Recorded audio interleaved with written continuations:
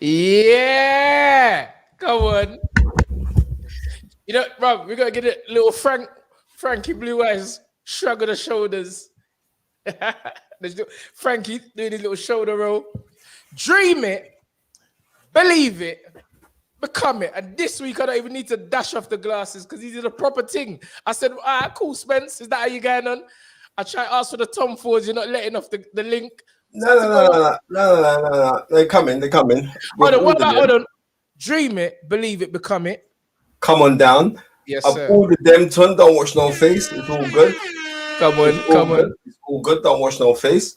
Big up to every single person that is jumping on the thing because you know how it goes. Let me fix this thing a bit better.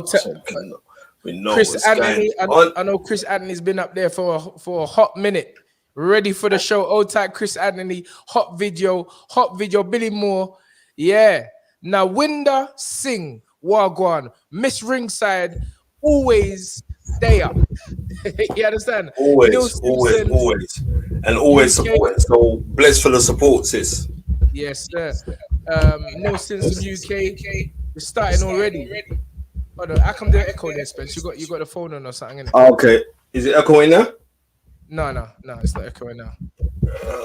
Fix his microphone here, so we're good, and then we're good to go, bro. Old type Chrissy Blue 876 yard people them there, you know, Spencer. well, I don't know them people there. You're supposed to know that code. That's a yard man code. I'm sorry. I don't. Since my dad's died, my granny's died. Yes. Right. My two grannies passed away.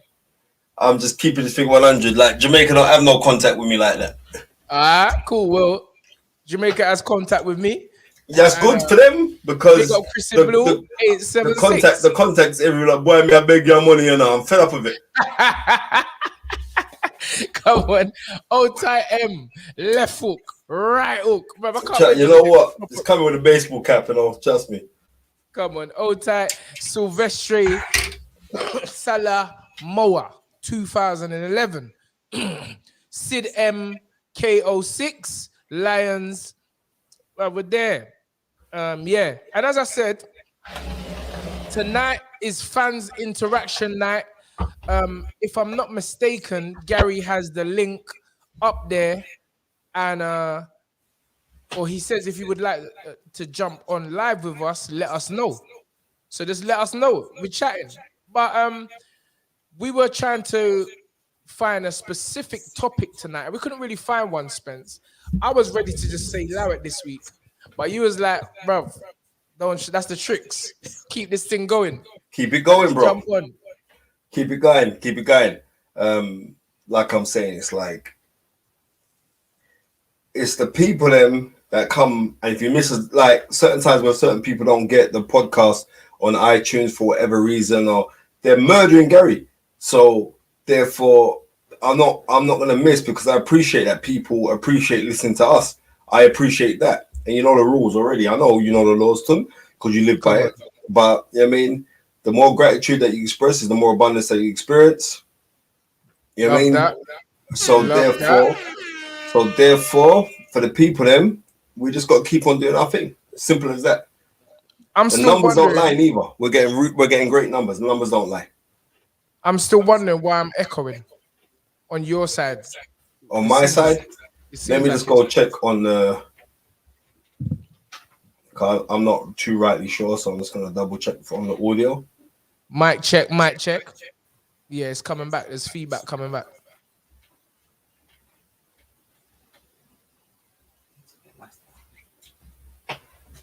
All right, is that all right? How's that? It's not you, it's me. As you. It sounds like when I'm talking, yeah, it seems to be right now. Yeah, it's cool.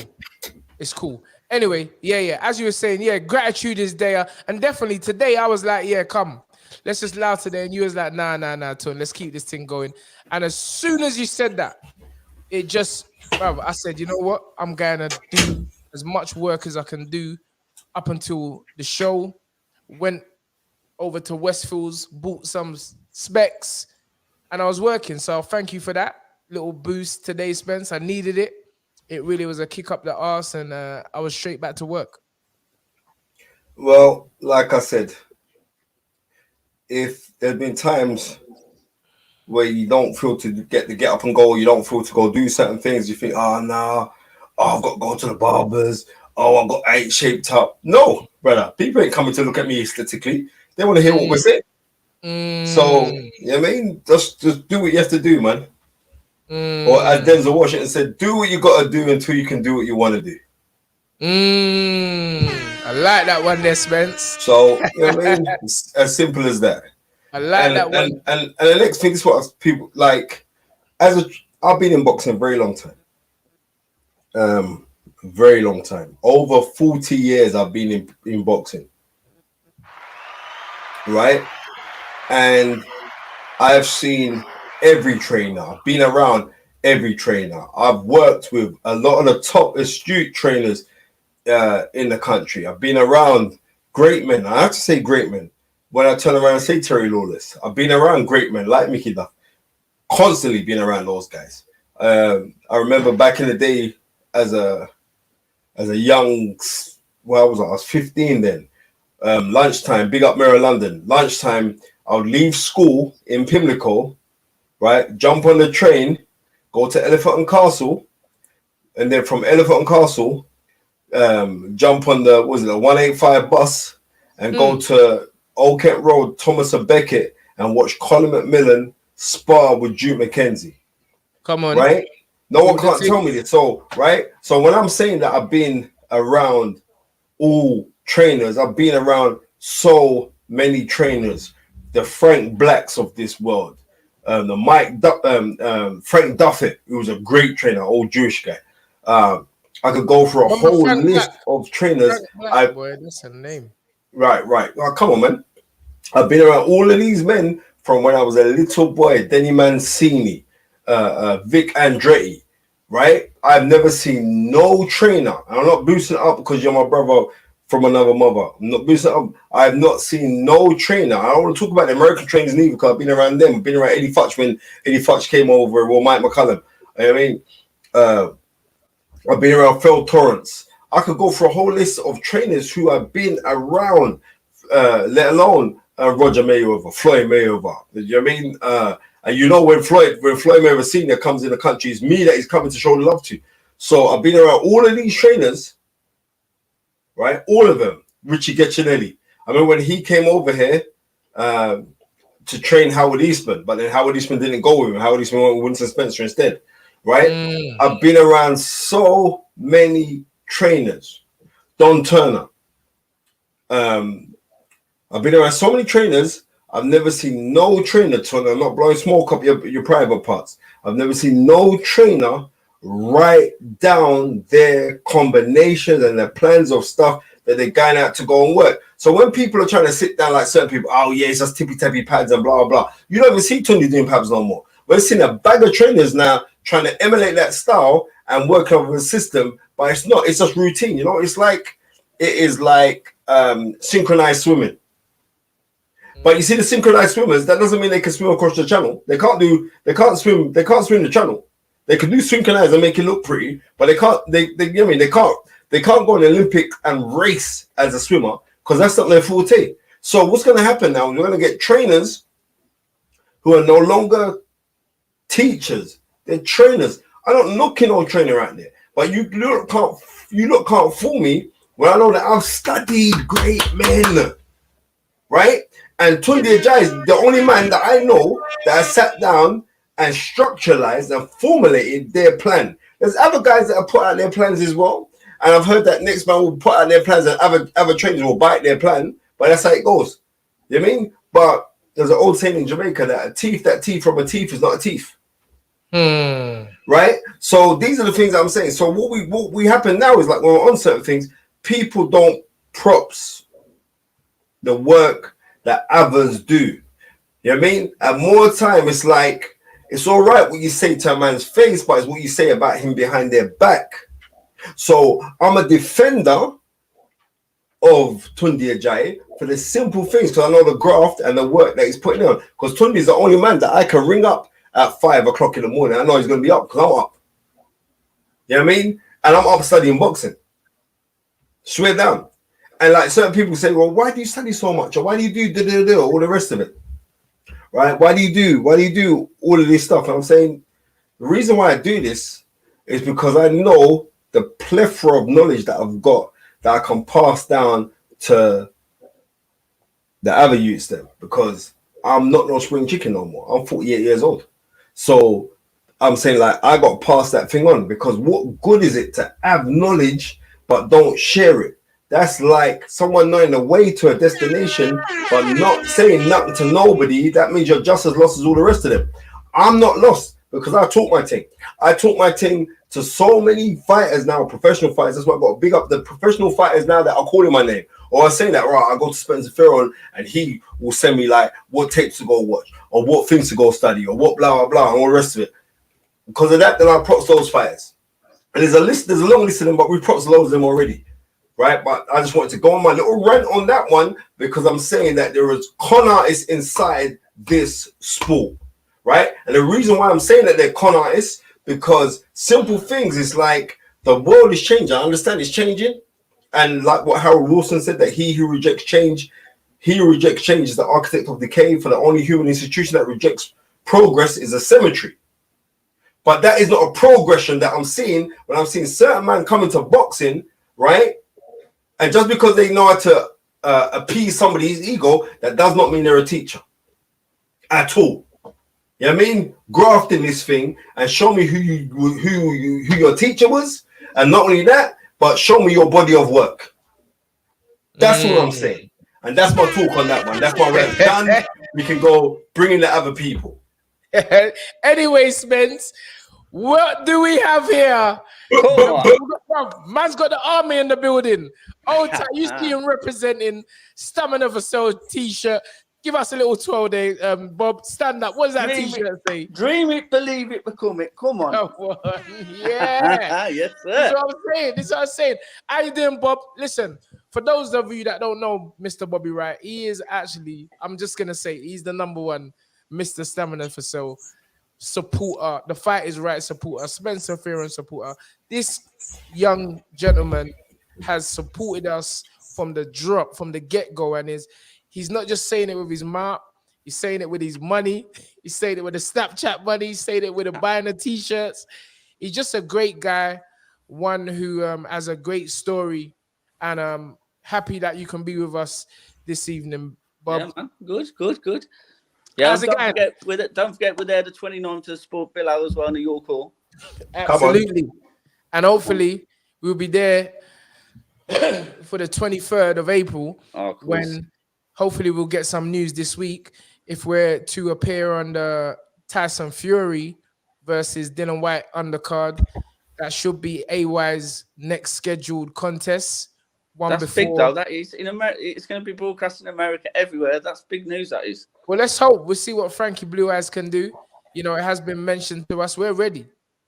I know there was someone who was asking when's AY's next fight. Obviously, the next fight was supposed to be a direct shot at Joe Smith, but the only thing that was stopping that was the unification, which is now happening on June the 18th.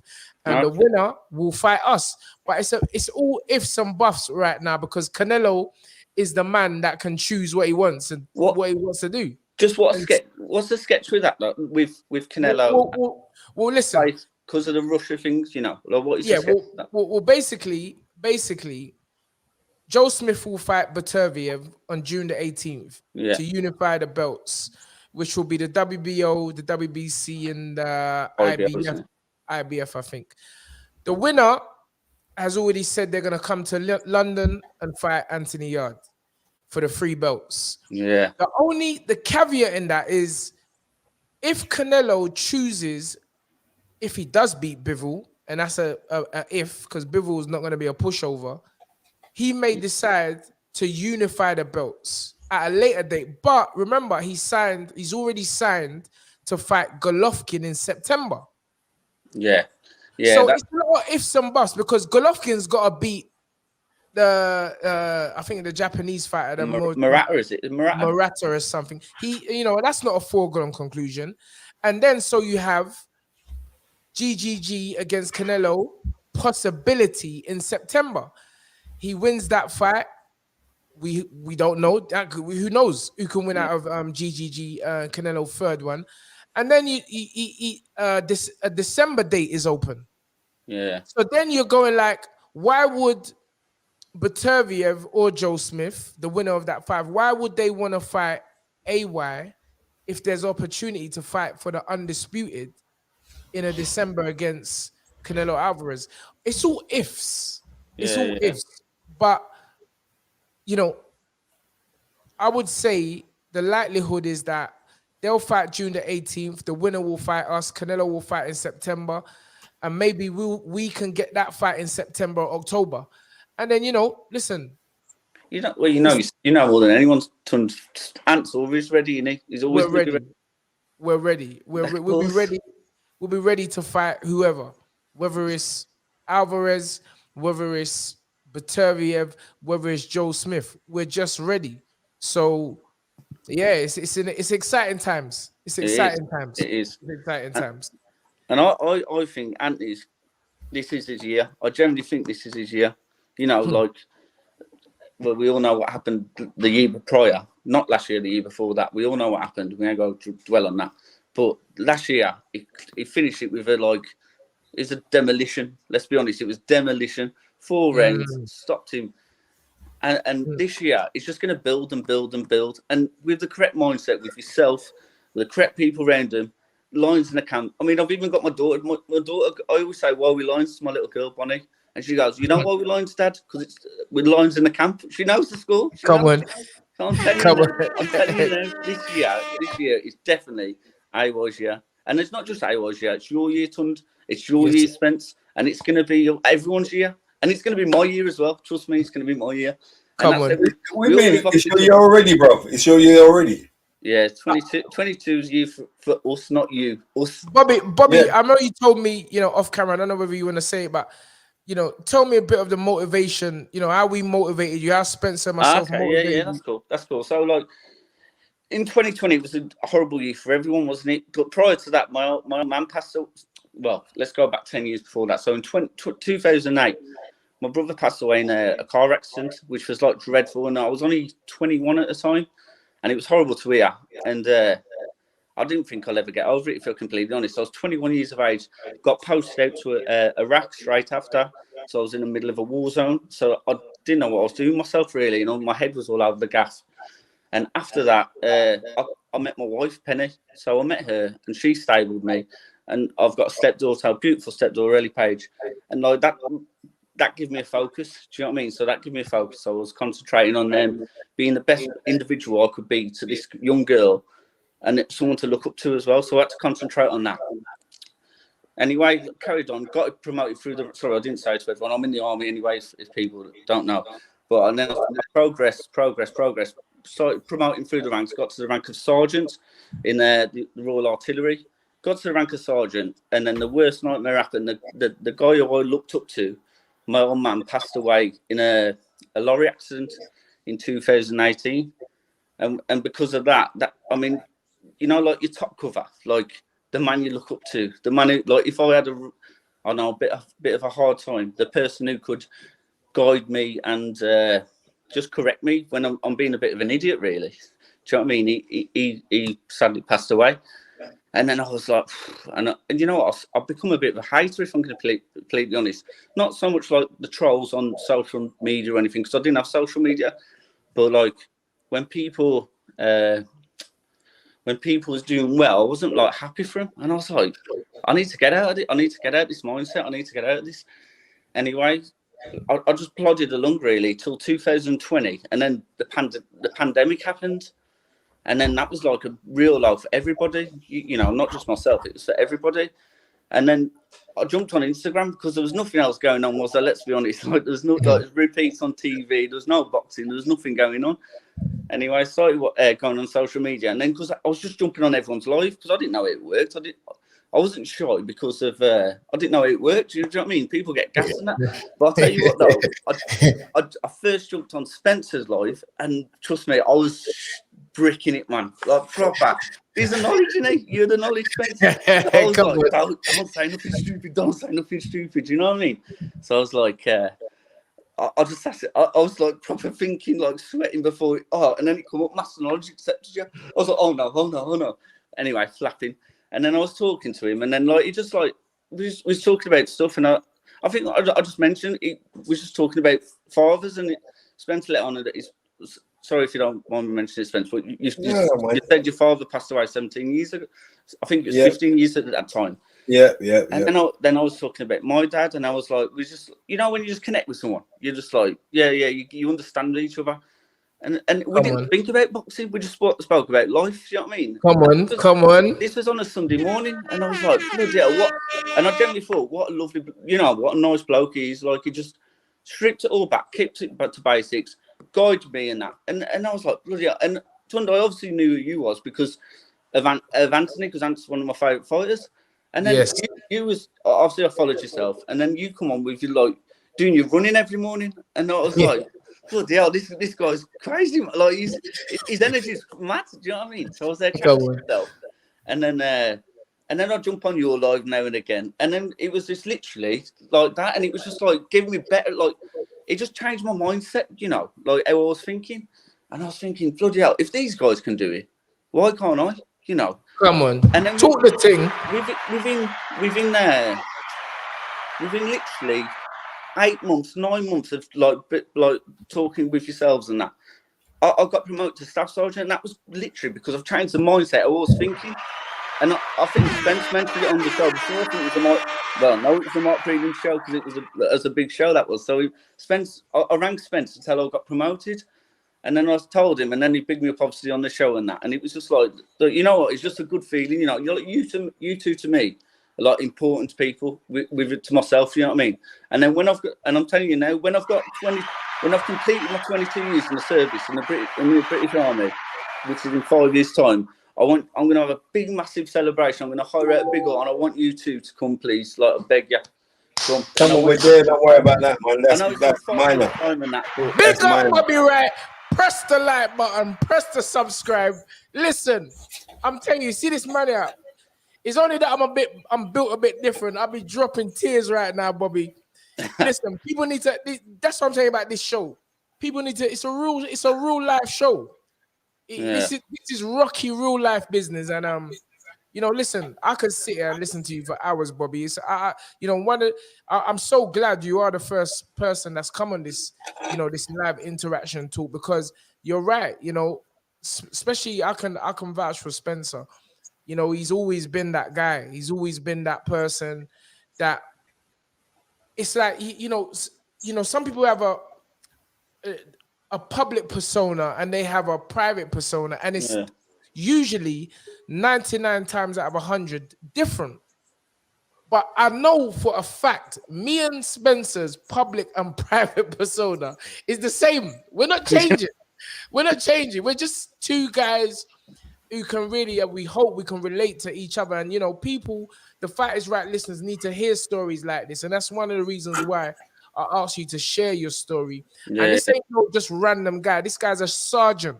This guy's in the British Army. He's not a joke. He's a serious guy. When I'm in trouble, I just call for Bobby, and Bobby's coming with his thing. But Bobby, listen, what fights are you looking forward to? I mean, you've already told us. I think without a shadow of a doubt, it's got to be Dillian White, Tyson Fury. I think everyone's looking forward to that. I think you don't understand boxing if you're not looking forward to that. Yes. Richard Riakpour next week. I think that with. I think that's Bobby. I'm telling you, I think that's going to be a very good fight. But then, who I was speaking to this morning?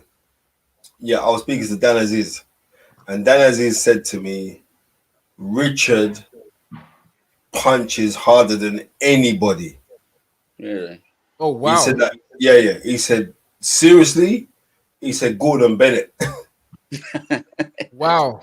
He said none of them. He sparred with all of them. You remember he done rounds with Akoli and everywhere. He said Richard punches harder than all of them.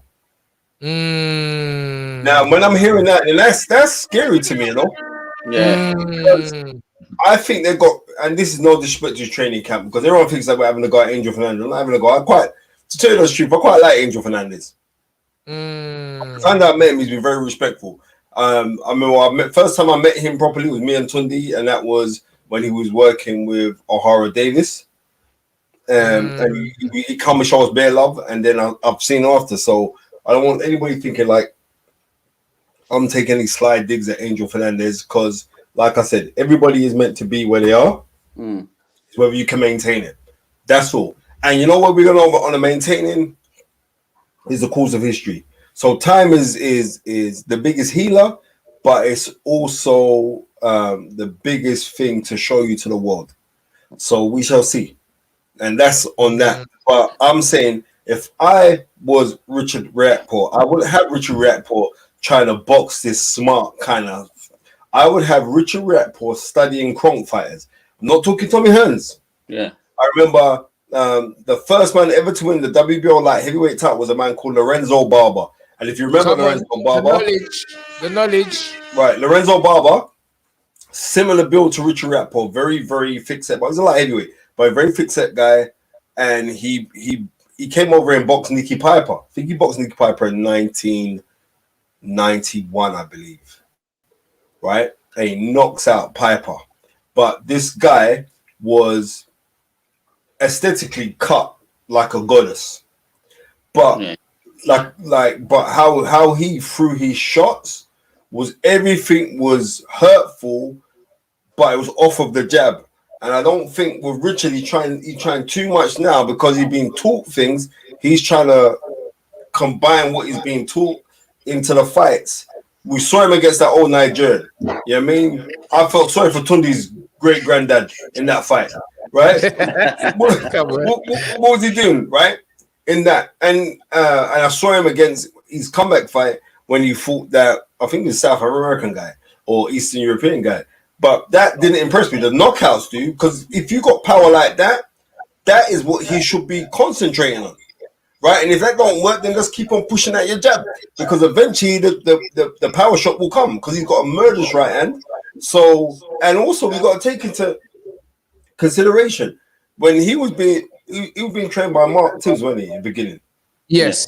Right, he was trained by Mark Tibbs, and then first of all, they were all with Ted Bammy. Yeah, but I told you Ted Bammy mashed up himself. Remember when Ted Bammy? No, what are you looking for? Listen to me, Bobby. Ted Bammy annihilated his own career, right? And now forget about the shenanigans and the back and forth with him and Isaac Chamberlain. Remember when Ted Bammy, careful what comes out your mouth. Your words are powerful.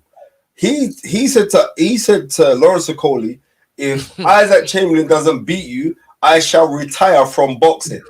Isaac Chamberlain subsequently didn't beat him, and we haven't heard of Ted Bammy ever again. and the fighters retired him.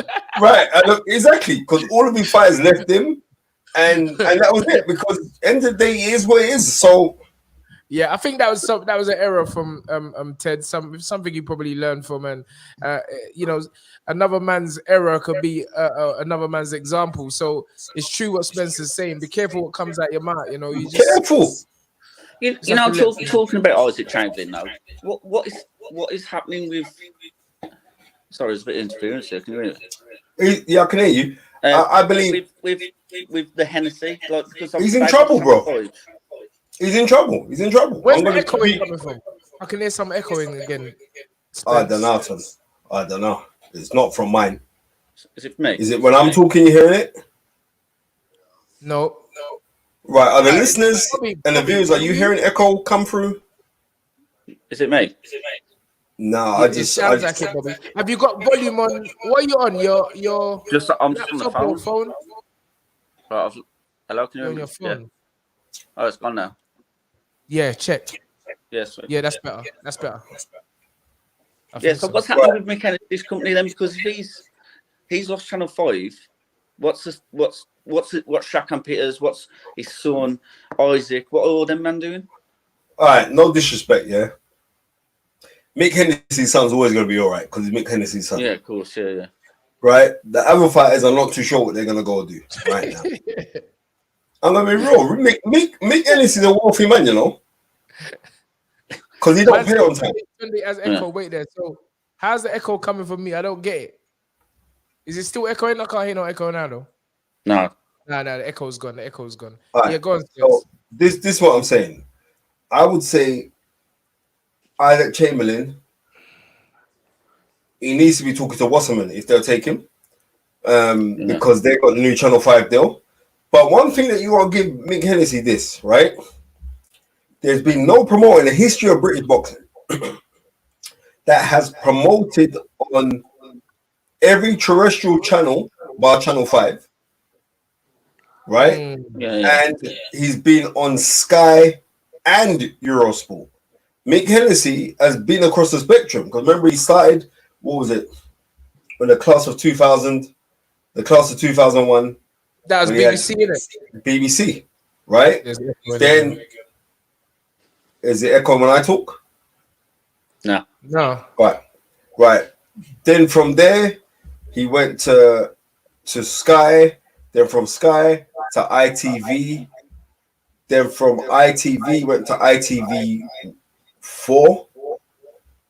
So he's been very, very fortunate. He's promoted, and then Channel 5. So he's promoted on every conceivable channel, bar Channel 4. So is that him not burning bridges at different places, or is that him just moving for better money? I don't know. Maybe, I don't know if it's him moving for better money or all the rest of it, but I'm trying to say the world's changing and you need to keep up with what is hip and trendy. Yeah. This is how it goes. You got to keep up with it. Or you got to be putting, listen, no disrespect. He had that contract with Channel 5. And don't get twisted, because he did give us the BBC, the British Border Control Fight of the Year. Oh, with Sam Egginton. Yeah. Sam Egginton, incredible fight. And nobody can deny that. But that's what you give us. And Mick's got a tendency of giving us fights of the year, because I was in one of them on his show. Right? But we also got to be realistic with this whole thing. And being realistic is like, sometimes you got to speculate to accumulate. Now, with the shows, they're safe shows. I could put on those shows quite easily, but they're safe shows. But the problem what I had was that you had Isaac Chamberlain, who was a South London man. We had boxing in South London for a plethora of years, and then you bring boxing to South London at the Crystal Palace. Me and Tunde were in attendance. Yeah, but bruv, it was empty. Yeah. I know for a fact that if I promote like me and Tunde we're going to do a glorified sport, we'd get more people. Yeah. We was due to set that up, but you chickened out, Spence. Yeah, definitely. I did chicken out, and the reason why I chickened out because I didn't want to kill you, right? So don't lie to the people. Don't start lying to the people again. Right, here we go. Right, so when it comes with Mick Hennessy, unfortunately, it just seems like there's certain people that have the gods on their side, and unfortunately, the gods are not on his side with this case. But one thing I have to give Mick Hennessy, the man's a fighter, and he won't go away. He's like an annoying toothache. Yeah. And you haven't got no Novocaine for it, then he's that guy. He's gonna keep on. He'll find something. He'll find another way, because that is just Mick Hennessy's way of doing stuff. We shall sit down and wait, and we wait patiently. But I'm saying with Shakan Pitters right now, if I was Shakan Pitters, I would be looking to go to Wasserman, because Wasserman haven't got a great number of fighters. I'll be looking to go to them. If I was Isaac Chamberlain, I'll be looking to go to these guys, because Isaac Chamberlain's just got a very, very decent win in his last fight against a former world title challenger. That was a good win, because done it in quicker time than Lawrence Okoli, but you also got to take it, in fact, that you're taking Lawrence Okoli's leftovers. So now more than ever, they got to do something. Or, Pro Bellum's doing fantastically well. Right? Yeah. Maybe pick up the phone and phone those guys. But I don't know where it's going to go. I'm sitting down to wonder what it's going to go for these guys. But the nice thing is this. Because there isn't many avenues to go, realize that maybe similar to what happened to Johnny Nelson, when Johnny Nelson couldn't get no fights, he had to go on the road as a sparring partner until he got the belief that I could mix with these guys.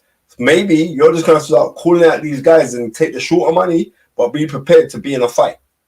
Yeah. We'll see. Do you remember the Fight Is Right listeners? This is a live and interactive show. If you want to hop on, just say. We'll send you the link, and you'll be in conversation with myself, Spencer Fearon, Bobby Wright. It's been great having you here with us this evening. A pleasure. What a heartwarming story for the listeners. And all I can say is keep doing what you're doing. And thank you so much for your continued support, brother. Thanks very much. Thanks you all for having me on. But and I'll see you in April. But definitely the 29th, but hopefully the 23rd. I'll see the 23rd as well, yeah. But I'll see you in April, yeah? I'll catch you soon, 100%. Take care, Bobby. Fight Is Right. Let's give it up for the one, the only, Mr. Bobby Wright.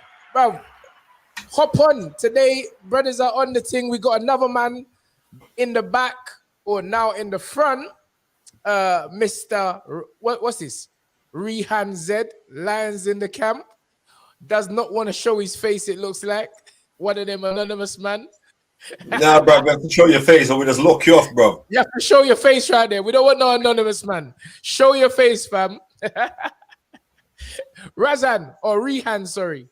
Can you hear us? Rehan? He's gone. Maybe his camera wasn't working. Let me try him again. Rehan, are you there, my man? Are you there? Are you there? Hello? Is it me? Remember that tune? Bad man tune, you know. Come on. RZ, Rehan, it looks like you don't want to talk. You don't want to show your face, and we're not dealing with no anonymous man, right? This ain't no private page like Instagram. You have to show your face. You can't talk. And people who ain't got no profile picture, stop messaging me on Instagram. I'm not answering you. I've had enough now. I'm not talking to you. You can see my face. How come I can't see your face? Nonsense. Anyway, let's remove Rehan. I know if you didn't want to show your face, just continue to comment in the comment section. That's fine. Listen, not everybody wants to be seen. I do get that. But not on the Fight Is Right. If you wanna, I get it. No one everyone wants to be seen, but why would you want to click on a live? Exactly. He thought he could do the anonymous thing. Anyway, let's talk about a few fights from last night, Spence. And if maybe the fans want to jump on and give their comments, let's first go to the United States of America and talk about the Alexis Rocker against the Flair Cubs. Errol Spence said, put him back in the dirt, man. You know what? Put him back in the dirt, fam. You know what? I actually felt sorry for Blair the Flair because you know what, Tunde? Number one is this: I don't trust man with them curly afros, yeah.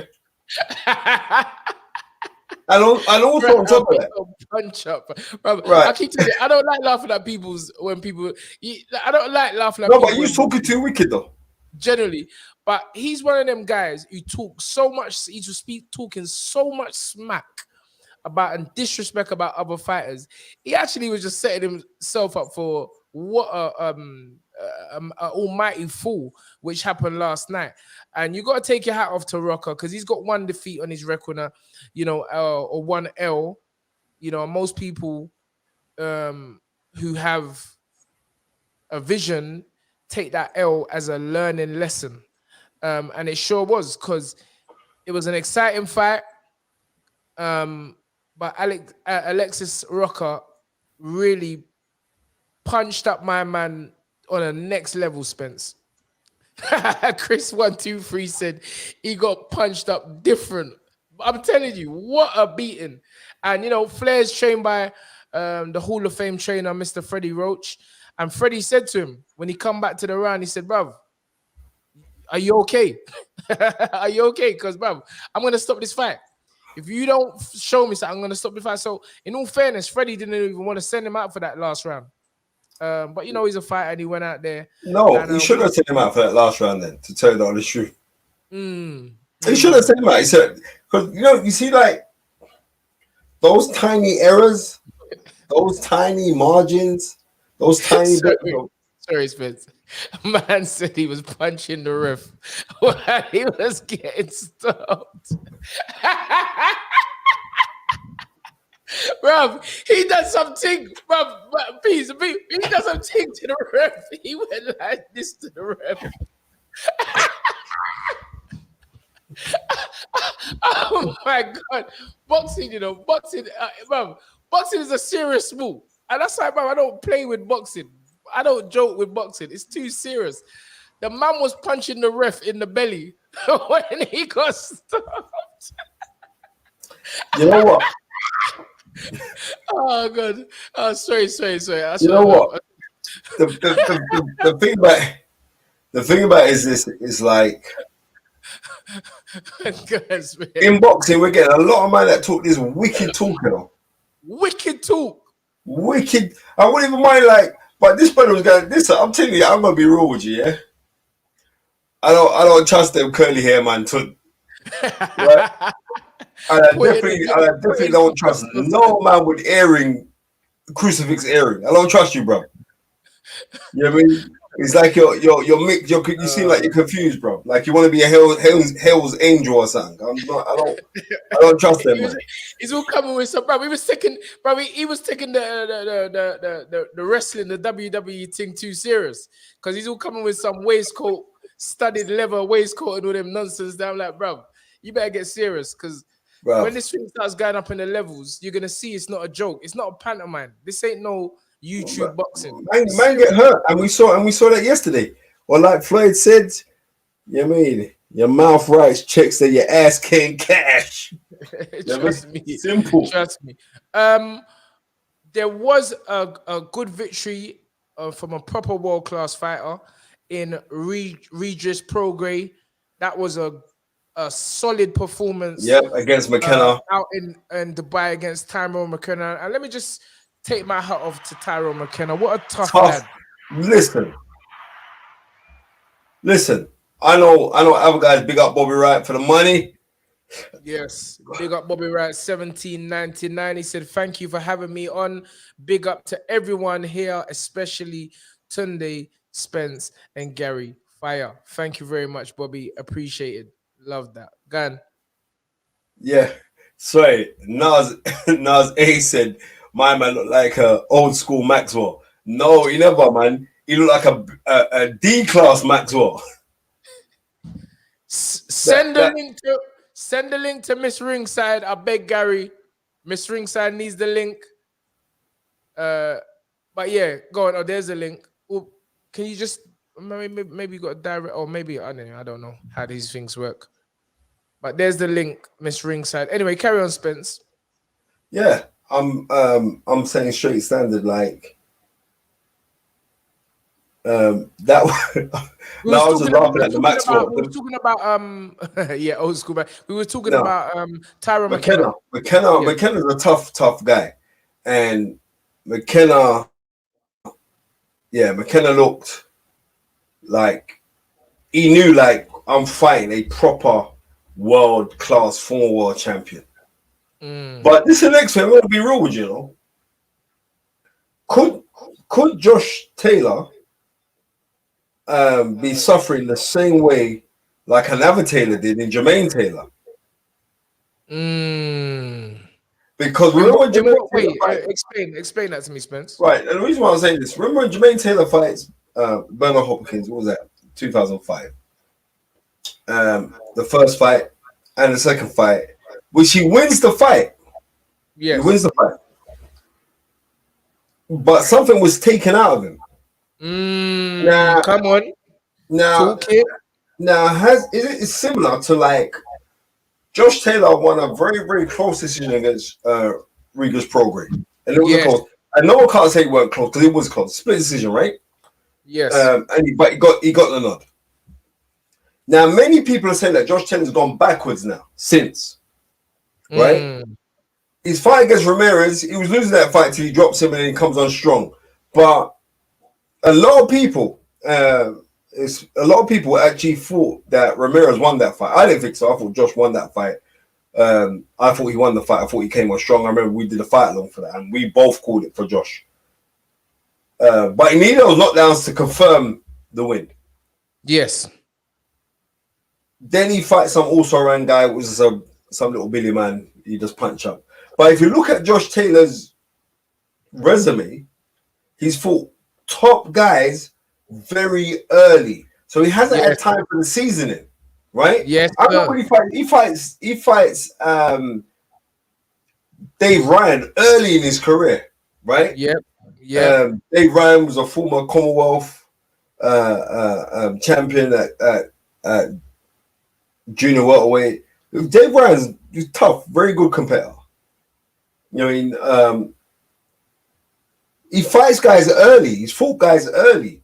So maybe that rush hasn't allowed him to develop to the levels of where he's meant to go to. Interesting. Right? I'm just being real. You know what I mean? I could be wrong, but I just want to know, you know what I mean? Jimmy 2 times. Come on, Gary, you should be on this straight. I ain't got time for these idiots. Block straight. Get rid of these idiots. We've got real people that want to. Gary, did you hear what I said?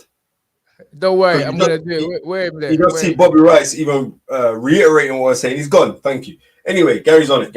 Right? So what I'm saying is the fights have been hard for him. I want to know where were the building fights? There weren't none. Spence, Miss Ringside is there waiting patiently. Oh, come on, man. Bring our sister on, I can see her in my screen saying, Spencer, come off the thing, man. Let me yes, let me have my say. Because this lady here is one of the real ones. A true boxing. I know she's a bit shy, but good. She can't be that shy because she's on the thing. Talking Hi, to guys. the one and only. How you doing, sweetie? Yeah, good, thanks. How are you guys? Oh, I'm really good. Even better for seeing you, sis. And thank you so much for your support since we've started this thing, because you've been properly on it. And those things mean, and not only that, I'm going to be real with you. We're seeing like there is a paradigm shift in boxing, right? With the female fighters coming in the way that they're coming in. I don't just call it female boxing, it's actually boxing, because some of the class that's been demonstrated by certain females is, if not better than the males. Yeah, for right? real. So it's just boxing. It's mad because I basically used to work. I worked in football like the majority of my life. So I worked at Wembley Stadium at Club Wembley for like 13 years. Wow. And it was during lockdown that they basically made me redundant because of. Is there? Sorry for that, sis. Okay. Yeah. So they made me redundant, and I was there. Like, obviously, you've been somewhere for 13 years. You've come out of it. It's a shock, and you're thinking, what direction do I go in? But the one thing I knew for sure was I absolutely loved boxing, even when I was working in football, and I wanted to stay in sport. So I think back in 2019, when I was actually at Wembley, I tried to reach out to like some of these promoters with no kind of response or anything. And then I was working, so you just get on with it. And then in 2020, I started like researching. But the reason why there's certain times where I Snapchat and ask you guys certain questions is because I find you, both of you two, to be really, really inspirational. And I like the fact that Spencer gives you the knowledge side of things. And I like Tunde's points of views and the fact that he's very diplomatic, like he's very articulate when he's talking, and you can learn so much from that as well. Like, thank you, sister. Basically get your point across without being it's because Tunde's a Nigerian scamster, that's why. 419 they call it. It's scamming out your money. I'm still trying to get into boxing, but on the business side of things, on the event side of things. And I found I don't really want to bring this into it, but I don't know if it's because I'm from like a ethnicity that doesn't really fit the kind of bill that you're supposed to. I don't know. No, cool. Stop. Let me stop you right there. That can only exist if you make it exist in your mind. Me and Spencer were literally, sister. Me and Spencer had breakfast the other morning, and may I say, big up Blue Jays calf. Tunde ate off a plate of food in about 30 seconds. That's because I move quick.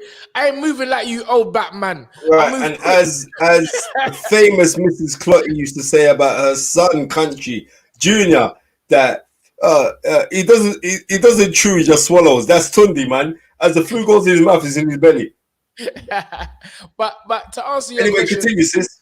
Yeah, no. I was saying, we both were saying, I was just about to speak briefly about the story the other morning, and a guy kind of like said the same thing.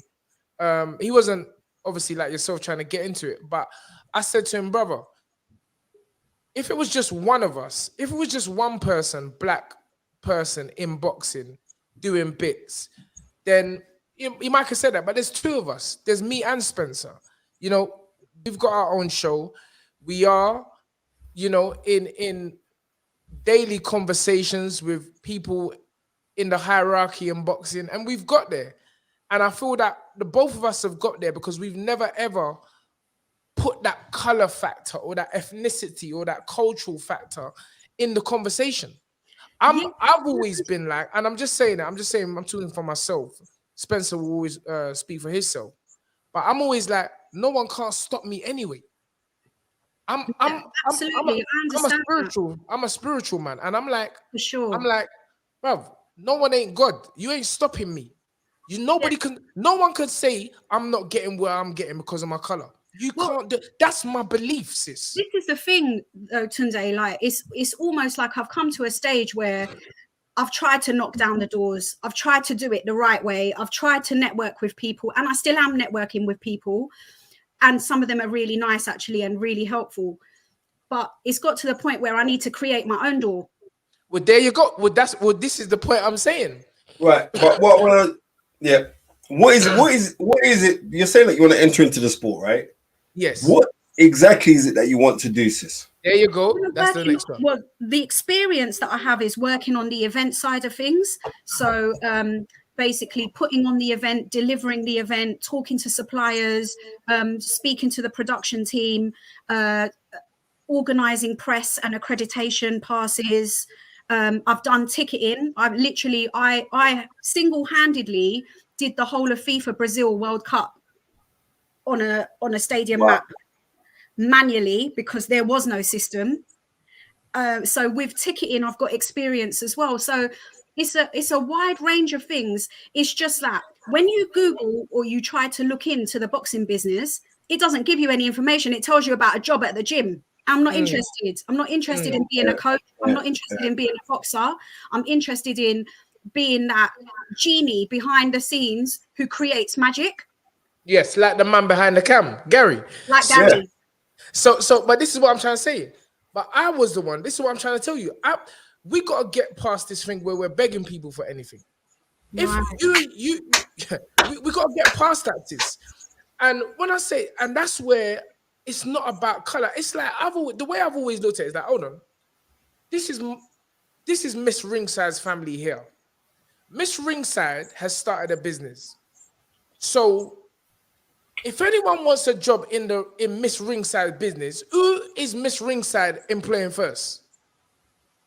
She's employing her own people first. Her sons, her daughter. That's who's getting employed first. Everyone else has to wait. If there's no vacancy, I'm not going to be on the outside waiting for Miss Ringside to open up doors for me. I'm starting my own thing. I don't care how small it is. I know what you're saying about the business of boxing is quite. Do you know what it is? It feels like, but this is how it feels to me. It feels like it's not what you know, it's who you know. Whereas when you're working in football, it's very much like experience orientated. Like they're very interested in what is it, what have you got, what are your skills, what are your talents, in order for us to basically bring what are you going to bring to the table to deliver these events. Whereas when I'm speaking to people within the boxing industry, especially like within promotion companies and stuff, it's almost like who knows who. It's not about what you know. No, it's a family business. Listen, the Warrens, the Hearns, the Arams, it's a family thing. Now, what I'm saying, this is how I'm looking at it now. You've come onto this platform and you've just reeled off so much expertise and experience what you got. So guess what? we now have made contact. So myself and Spencer, we got you in the book. Yeah. And when we start doing certain things, it's you that we're calling. Well, I was Let me tell you the next thing. I remember Mel, who now works for Top Rank, right? Melissa. Melissa. Yeah, I've Mel. Yeah, he's lovely. Yeah. Right. I remember when she first come in the game. I always get that girl ratings because I remember when she first come in the game, and she don't mind me saying it because she used to be married to AJ Carr, who was a professional boxer. Yes. So I used to see them. And they had it hard, you know. She had it hard. So when I see what she's gone and created and how she's slipped in, and she started off with one fighter, was I don't know whose show did she come on? Yeah, she come on our show. Come on, man. And right? Then that she got the bus. Right. Really? Yeah. And she and that's the truth, you know, because she put out a reel after it. So it's just about grafting. So she worked one fighter. Subsequently, the fighter became a world champ. She's working with that fighter. Yeah. And I think they was paying her minimal money. Or is this how it goes? It's like if you're passionate about something, the test is like, are you doing it for the money or are you doing it because you're passionate about it? Because if you're passionate about it, you don't need, because you'll find a way to pay for your bills. You will find a way. Well, I have. I know that she had it. I know. It's a passion more than money. Like the money. If you're passionate about something, I think the money will naturally come when it's supposed to come. There you go. And guess what, Miss Ringside? Let me tell you something. Make sure you just exchange some numbers to Gary, the man behind the camera, when this thing done, because I've listened to you. I like your energy. I'm just telling you. So sometimes you just, certain people just need to see you, and that's what this platform is about. Yeah. You know, you like, even the way you're explaining yourself eloquently and showing your expertise and telling the listeners what you've done. There will be, I guarantee you, there will be people from Frank Warren's Queensby promotion. There will be people from Matchroom. There will be people from Top Rank. They're listening to you. They're seeing to you. Don't be surprised if you get the call, because let me tell you something. They're all listening. They're all watching. Yeah. They watch this thing. We've seen certain things on the papers, isn't it? Where you guys have said certain things and it's come out. They watch this thing. And the executives are watching this program. So, you know, I'm saying anyway, I don't want to talk too much where I'm concerned, but listen. Right. I'm just saying anyway. Like, to implement the change, don't think because things ain't happening, like people ain't watching, right? Yeah, sometimes you got to knock the door 999 times, and then on the 1000th time, then what? Similar to what Edison did. You know what I mean? His 1000th invention was what? It was a light bulb. That's nuts. So I'm saying to you, don't watch this like, you know what I mean? Because like, who is it? The people that make it in this world are the ones that go out and look for opportunity. If they don't find them, then they create them. Go create your team. I'm just thinking, but it'll be nice to be able to get some feedback from either you or Tunde in terms of. Well, we know now, so we'll exchange up the thing and like whatever. Listen, I ain't boasting, but within the industry, when we're talking about of the help that I've given to certain people that have got their bus right now. Some people say, yeah, it was down to Spencer this. Some people don't say it. I don't care whether you say it or not. Most of them don't say it. Most of them don't say it, sis. But guess what? Most of them ain't been on this show anyway. They usually phone up me and Spencer on a Jimmy Screechy. Sorry for people. Jimmy, you don't know what Jimmy Screechy is. But most of them phone us up private. Most of them phone us up privately, draw out the information, and then when they get in certain positions, they don't credit us, and they don't tell the people that it's because of Spencer and Tunde that I even made it to this position, and things like that. You got to check out me and Spencer. Me and Spencer talk offline, and we're like, bro, these people are so ungrateful. But this is the reason why I asked you guys last week in that Snapchat, like, would you be willing to mentor? Meaning that I would be like, even I've Googled, looking for like a boxing business mentor. I will pay somebody. Like, I do not mind, Tunde, when it comes to me and investing in me. We don't need the money. I'm not looking for freeness. We don't need the money. No. No. Like, you see that mentoring thing, yeah? I'll be honest with you. I've never believed in this mentoring business. Because if you're working, you ain't got time to mentor. If you're putting in the hours necessary to do what you're supposed to do, you ain't got time to mentor. You think I've got time to be chatting to people 24/7? What it is usually how they used to do it back in the day, sis. Let me just say, they used to be YTS. You come learn on the job. You understand? And then you gain your knowledge through that. We nowadays, everybody's made this, and I don't want to put anyone about. Everyone's made this big thing about this mentor business. But really, you got to look at the people that are mentoring. I don't see Frank Warren doing any mentoring. I don't see Eddie Hearn do no mentoring. I don't see Bob Arum do no mentoring. So it's like I have to ask myself oh yeah, Gary's just giving us the number. So we got your link, Miss Ringside. But this is mentoring. This is the time what me and Spencer have available time where we can speak to people like yourself and give you the kind of information that we can in the time that we've got. But the honest truth is, as soon as this thing's over, Miss Ringside, I'm working. There's a reason why myself and Spencer are the only two you could say from our environment that have made it to the type of level in boxing where people actually know us. It's because we work bloody hard. That's just the key. And I ain't got time to be me, mentor. You know what time? If you look at some of my stories, you know what time you will see a post at midnight and then you'll see a post at 3 a.m. And then you'll see me in the gym all day long and all night long. I ain't got time for that. What I have time for is this specific moment in time. Anyone that's not connected to me, these 2 hours, what me and Spencer have got, is mentoring. And if we see you're one of the people, Miss Ringside, that we always call your name. Because we can see the passion. Now, that ain't gonna pay the bills. I definitely get that and I understand that. But there is a way, as I say, there is a way that you can get into this business. And I wouldn't lose any, hope or desire or just get frustrated thinking, I can't get in. We'll make a way. We'll find a way. Yeah.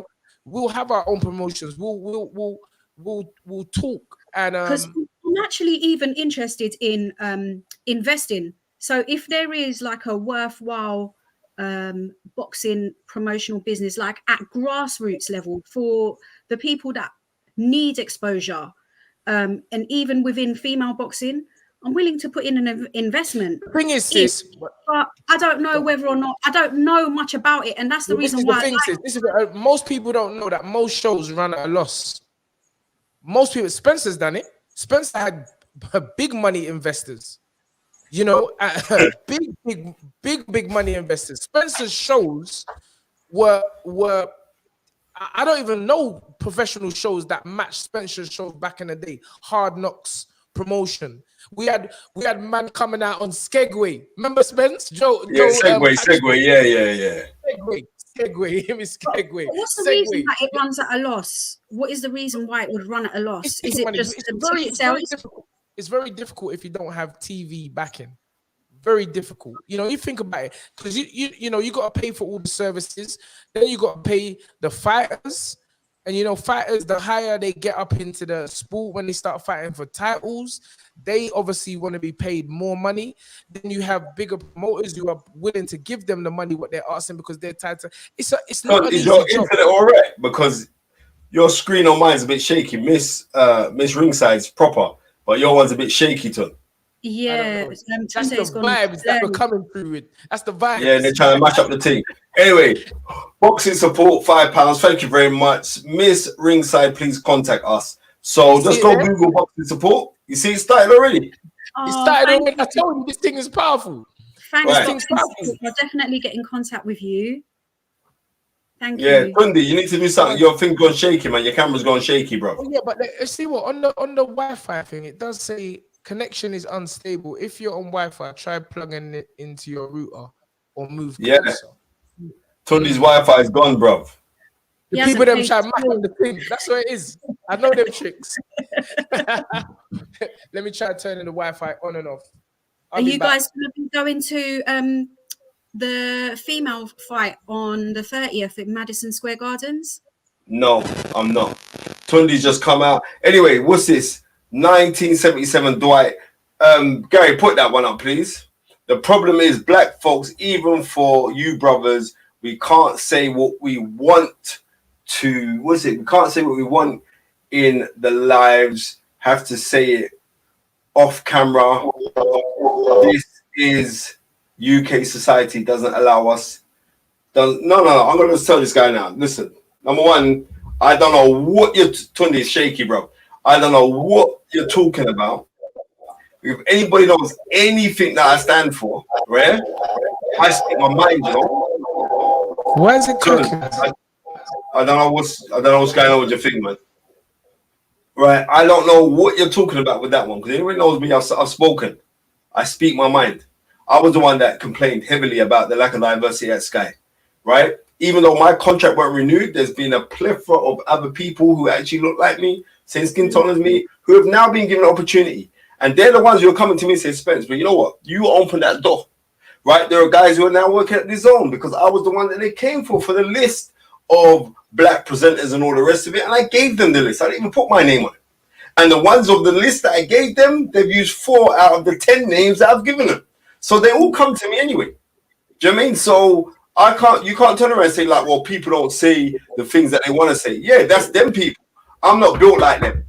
Neither to be a giant. I'm not built like that. I speak my mind, bro. Am I still blurring? Yeah, you're blurry, bro. Wow. You're a little bit better, but a little bit less blurry. Yeah, I don't even know what's happened to your team today, bro. Yeah, I'm the power. I'm talking too powerful right now. Anyway, yeah, I know. I'm gonna come back. I'm gonna leave and come back. All right, but yeah, that's all I'm saying. So, and like when Tony was saying, there's so many people that have helped in this sport who don't give you the credit. But you know what? Guys like Anthony Joshua, guys like Dylan White, you know what I mean, do give you the credit or do call your name. So then that's all right because that's one's going to be a future heavyweight champion and one's a former heavyweight champion. They're calling your name with such respect. And even Tyson Fury calls my name. So it's all cool. So I'm not really worried about the pats on the back. As long as I can maintain the standard of living for my children, make sure my missus is all taken care of and everything else, then I'm good. And I'm doing that. Right? But what I have realized, and I'm going to say this to you, sis, you got to make your passion become your paycheck. You know what I mean? Because people just don't get my passion of this sport. Or they don't understand how religiously I study this thing. I don't really study fights today because I just think like the guys in the 40s and 50s and 60s and 70s were built differently to the people that are born today or built today. Right? I think now, people now, I think guys, exactly. I think guys now are, they're spoiled. And they're spoiled. Certain options weren't given to you back in the day, and when opportunity came, you had to grab that thing with 2 hands. Their mentality was different. They were harder men then, right? That's what I'm saying. Not saying that they ain't got no good fighters now, but the men back then were harder. So, and more resilient, and they were like they tolerated a lot as well. Like now, of course they did. Of course they did. Of course they did. The younger generation are able to tolerate as much. No, because they're spoiled. And if they only knew, I think Marcus Garvey said, if only they knew the greatness of where you come from, you'd be less inclined to disrespect yourself. Lots of people don't know the greatness of where they come from. And this is the thing is this, when you study history, you realize that you come from the lineage of greatness, then your whole thing will change. So, I mean, hopefully, like with yourself, you've linked up now. Obviously, there's going to be things to do. I know that I've helped many people in this game. I know that I've made phone calls for many people, and certain people have got a bus off of the back of it, right? So I'm saying like, whatever you put in your mind that you believe that's your reality, then that is going to be your reality. And the thing about like I used to listen to a lot of Bob Proctor, and there's this whole thing about paradigm shifts. You know what I mean? And the simple thing is you cannot continually do the same thing thinking that you're going to get a different result. You've got to do something different. You've got to blend it up. You've got to change it up a little bit. You know what I mean? And make discipline the key factor in your life. I'm not saying you haven't made it in your key factor in your life, but make discipline the key factor. What do you say? Like an undisciplined life is a life not worth having. Because life, The life that we get is a gift from God. Thank you. It's back properly now. It's back properly. Like I was saying to the young lady, the life that we get is a gift from God, and how we live our life is our gift back to God. Absolutely. So, right. So we just got to be honest. You just stay on this. You stay focused. You keep on going, and there's gonna be little bring-ins. And now that you said it, you know what I mean. I'm working heavily. I'm going up tomorrow. Also, I got a big up. Who have I got a big up? Who's a young man? Lee Noble, who passed away. Lee Noble, who passed away, I think it's a year ago now, from leukemia. And his family went out to raise, I think it was £15,000 to get the needles for the biopsies for victims of leukemia. And they just reached that target. I was a final donation to get them past their target. Well, not necessarily me, but the foundation, which I'm the head of MTK Global Foundation. So a massive shout out to his mother, Linda, and his dad. I'm going up there tomorrow. I'm going up to, because it's his anniversary since he passed away, and they're going to the gravesite. So I'm going up to, I think it's Doncaster I'm going to go to tomorrow. So massive congratulations to them, because they were saying they really wanted their son's memory to live on. And the 21st is his anniversary, but we reached the target of £15,000 2 days ago. So a massive big up to them. You know what I mean? Yes. Like I said, and it's all about links. So once you're in it, there's going to be opportunities that's going to go in and all the rest of it. And yeah, what's that? S says 10 says Spence part of the link. Yeah, if you DM me on Instagram, master_knowledge, I'll send you the link. Even though they've reached the target, but no one's not going to turn away more money, which is going to help people to buy needles for biopsies for people suffering from leukemia. And it's a special kind of needle because it's so painful to scrape the tissue to find out. And like Lee's mother was saying to me, when he was getting it, like, he was a tough man. He was a professional boxer. He would cry at the pain that he was going through.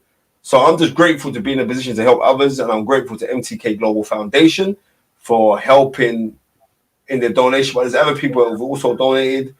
John Frew donated. I think Johnny Nelson donated a bit. Everybody donated towards it. So it was a fantastic cause. I'm so happy that they've reached their target.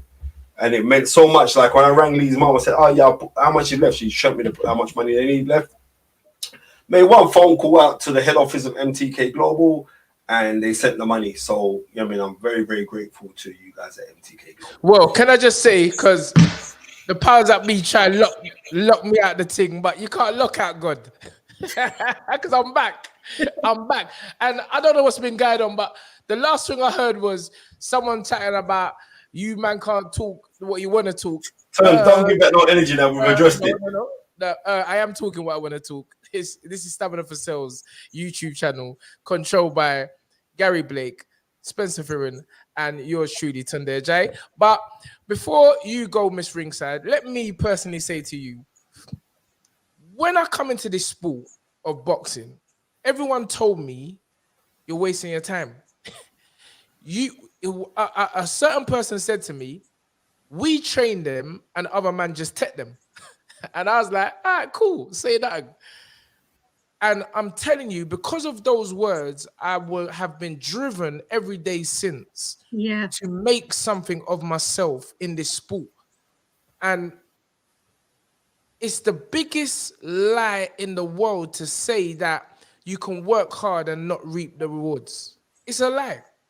It's a lie. I told my son, it's a lie. You reap what you sow. It don't matter how, sometimes because what you want to achieve is so great, the walls are tough. Yeah, man. And you only break them down with your resistance, your will to not give up. You're getting up every day and saying, I'm doing it. I'm doing it. I don't business. I don't care about no color, no creed, no rat, no dog, no mouse. I'm doing it. And that's the spirit you need. Because guess what? There is a power above or below that is in control of everything. I believe, and I know it. You know, some people have belief, but I know it because there really is no other explanation. Years back, me and Spencer was running up and down the road, Albany Road, busting certain moves. You get what I'm saying? And we both made a conscious decision to say, you know what, let's just focus on what we believe. And I'm so proud when I see Spencer doing what he's doing. And I know he feels the same for me. And we literally laugh at people trying to block us because we always go, all right, cool, try block me because you're going to block yourself. You're going to, because we ain't got no bad, there's no bad intention in our hearts. So as my dad, Samuel Olatubosun Ajayi, always said to me, no bad can't come on me because I don't wish bad on others. And it's a fact. It's a fact. No matter what anyone wants to think, no one can stop you from doing what you want, achieving what you do. It just means that you may just have to work harder, put yourself out there a little bit more, put yourself on shows like this, let people see you, and it will happen. You know, there are forces in this universe that make it happen, and it's not no spook. It might be a Frank Warren who just says, you know what, this young lady, I love her. Let's get one of the guys to give her a call. That's how it happens. And when you walk into Frank Warren's office, he's got a big luminous sign, one which I'm getting in my yard. It says, this is where the magic happens. I'm going to say that again. No, what we heard your first time, Tunde. It says, this is where the magic happens. And I'm just telling you about my journey. It's magic. So was you at the fight yesterday at Wembley Arena? No. Where I'm in camp right now. So as much as we want to go, you know, I'm in camp. I'm in camp, so I'm focused, you know. But this is just like my free time to talk to people like yourself and get re-energized and refocus and just never stop. Really, you just can't stop because really, if you stop on the way to your goals and your journeys, that means you've just given up and you've let something outside of yourself dominate you. Yeah. And we just ain't on that. We can't let something outside of you're in control. Miss Ringside is in control, and you have full energy, which will bring into reality with hard work, I must say, what you want. And I'm so happy that you've had the opportunity to share your story this evening with us. Thank you. And I know people are watching, so keep doing what you're doing. Lovely to finally see the beautiful face behind Miss Ringside. Thank you, Tunde. Yes, thank you. Keep it up. And we've got your number. Keep on pushing forward, man. We'll be in contact with you. Thank you. Yes, love. See you later. Beautiful, Spence. Beautiful. Old type. Miss Leah O, come on. A word from Mr. Ajayi. Miss Ringside, I think this evening will be a catalyst for great things for you. It's done. Come on, man. As it's said, as it's done. Trust me. Trust me. I'm telling you, it's going to work. This thing only works. It works if you work. Because the only thing that works is work. Trust me. Monty Singh, big up yourself, my brother. Thank you very much for the £20. Monty Singh says, big up, guys. Nearing the 23rd of April. White versus Fury. You guys excited? The best show around. Tunde, you're right. My mum always says, see no evil, hear no evil, speak no evil. Free monkeys. Good things happen to people who have a clean heart. I'm telling you that now. Absolutely. You've got to remember this part here, that your heart has to be clean. And it's not easy to have, you know what I mean? Certain things go wrong in certain people's lives. You say, well, why did this happen to you? Why did this happen to such and such person? All the rest of it. Right? Deep down, they know why it never happened. Come on, Spencer. Talk the thing. Talk it. You know why it never happened. You know why it never happened. Yeah, I mean, like, what was the line? Yeah, I mean, yes. Who's this on the line? Who's this on the line? It's Raj. How you doing, guys? Big fan. How you doing, Raj? How you doing, Raj? You good? Let me add in the next man in the thing. Big up off the canvas boxing. Yo. Yeah. It's getting lively in there, Spence. It's getting lively. It's getting very live in there, man. Let me push that back. Sorry, I didn't catch your name again, sir. Raj. Raj. How you doing this evening, Raj? I'm very good, thank you, guys. Great show as always. Really interesting to see Bobby Wright's perspective on how he's met you guys as well. And the young lady just before this, that was really, to be honest, if that was anybody else who was looking to get into the boxing industry, it was basically a career guidance session. It was brilliant. I'll be honest. It was really insightful. So well done, Tunde. So I think that was brilliant. Thank you very much, Raj. And I mean, what's your take? What's good in boxing with you? What are you looking forward to? Tell us a bit. I like a lot of the I like the original fights, very similar to Spencer, but nowhere near as big as a historian as Spencer is. Or Nobody is. Nobody is. I don't think there's a man. I don't think there's a computer search engine that has your history. To be honest, Trust me, it's not been created. But I do like some of the upcoming fights. I'm really intrigued by the Tyson Fury Dillian White one. I don't think it's going to be a walkover by any means. I'm looking forward to seeing what Crawford's next move will be as well. So there's nothing defined yet, so I'm really curious what that will be. But I think it's just really exciting times. Yep. And I mean, listen, we're all definitely agreed on that point, especially with Crawford. I think, personally, I think that everyone's just waiting to see or hear the outcome of the Errol Spence versus Ugas fight, and then obviously, if everything goes according to plan, Errol should win that. I say that. I know it's not going to be an easy fight, and then maybe we're looking at a unification between Errol Spence and Terence Crawford, which will just be out of this world. But let's not forget, Josh Taylor's moving up to 147 now. The only thing is, if Terence Crawford has just left Bob Arum, in unsavory satisfaction, and Josh Taylor's with Bob Arum, I don't know how that fight is actually going to be made. I know Spencer maybe can shed some light on that. That fight will be made, because I know the person that's advising both of the guys personally. Oh, wow. So if that is the case, then that fight will happen. Okay, that's a good one there. I like that. That's a very interesting fight. Josh Taylor against Terence Crawford. Off the canvas boxing. I see you there, skin and teeth, white tee, headphones on, ready to talk the talk. I know this guy loves boxing. I dropped him home. Yeah, the sound got a bit funny, Tom. I don't know whether it's me. Let me be. I think it's off the canvas, I'll mute it in between as well. Yeah. Look, jump in now off the canvas and see because Raj is just muted. Is it? Wait, can you guys hear me all good?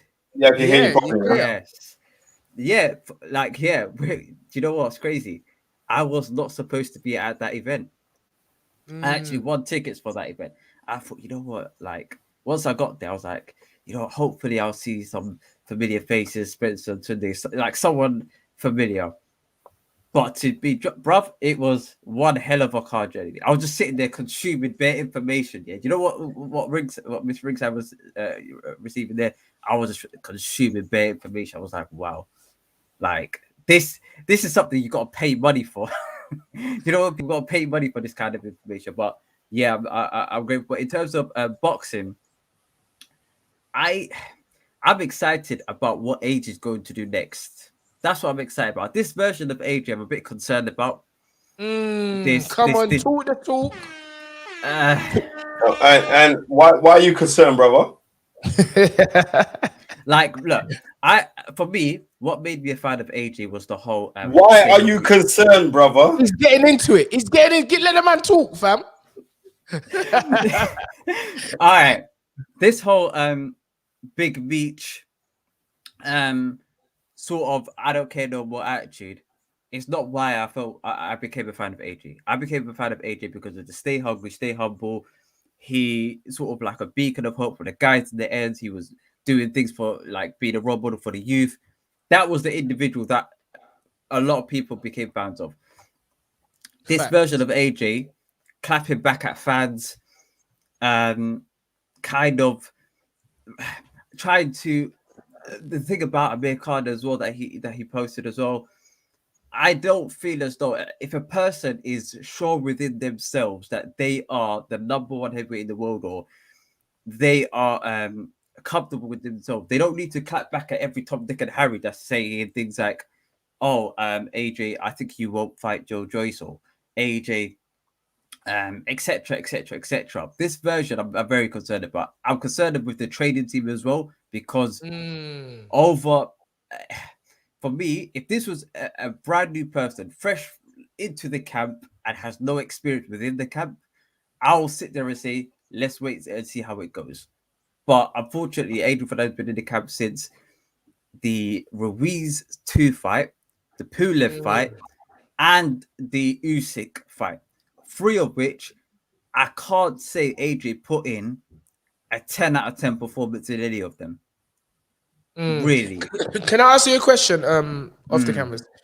Do you believe, and I'll put this out there to Raj as well, do you believe the AJ that we're seeing now is the real AJ, the one that has always been Anthony Joshua, or is this some kind of fake? And if so, you know, that's what I want to know. Is this his real self? No. Or is it no? No, I don't think this is AJ. Look, for me, it's a yes and no question because I thought the AJ, the stay hungry, stay humble AJ was his real self. See, I always say it's like any person. The guy who goes to the mosque or the church and speaks to the elders is not the same guy who's going to get in the ring and punch a man in the face. Yeah. Or the same personality type. Yeah. I agree.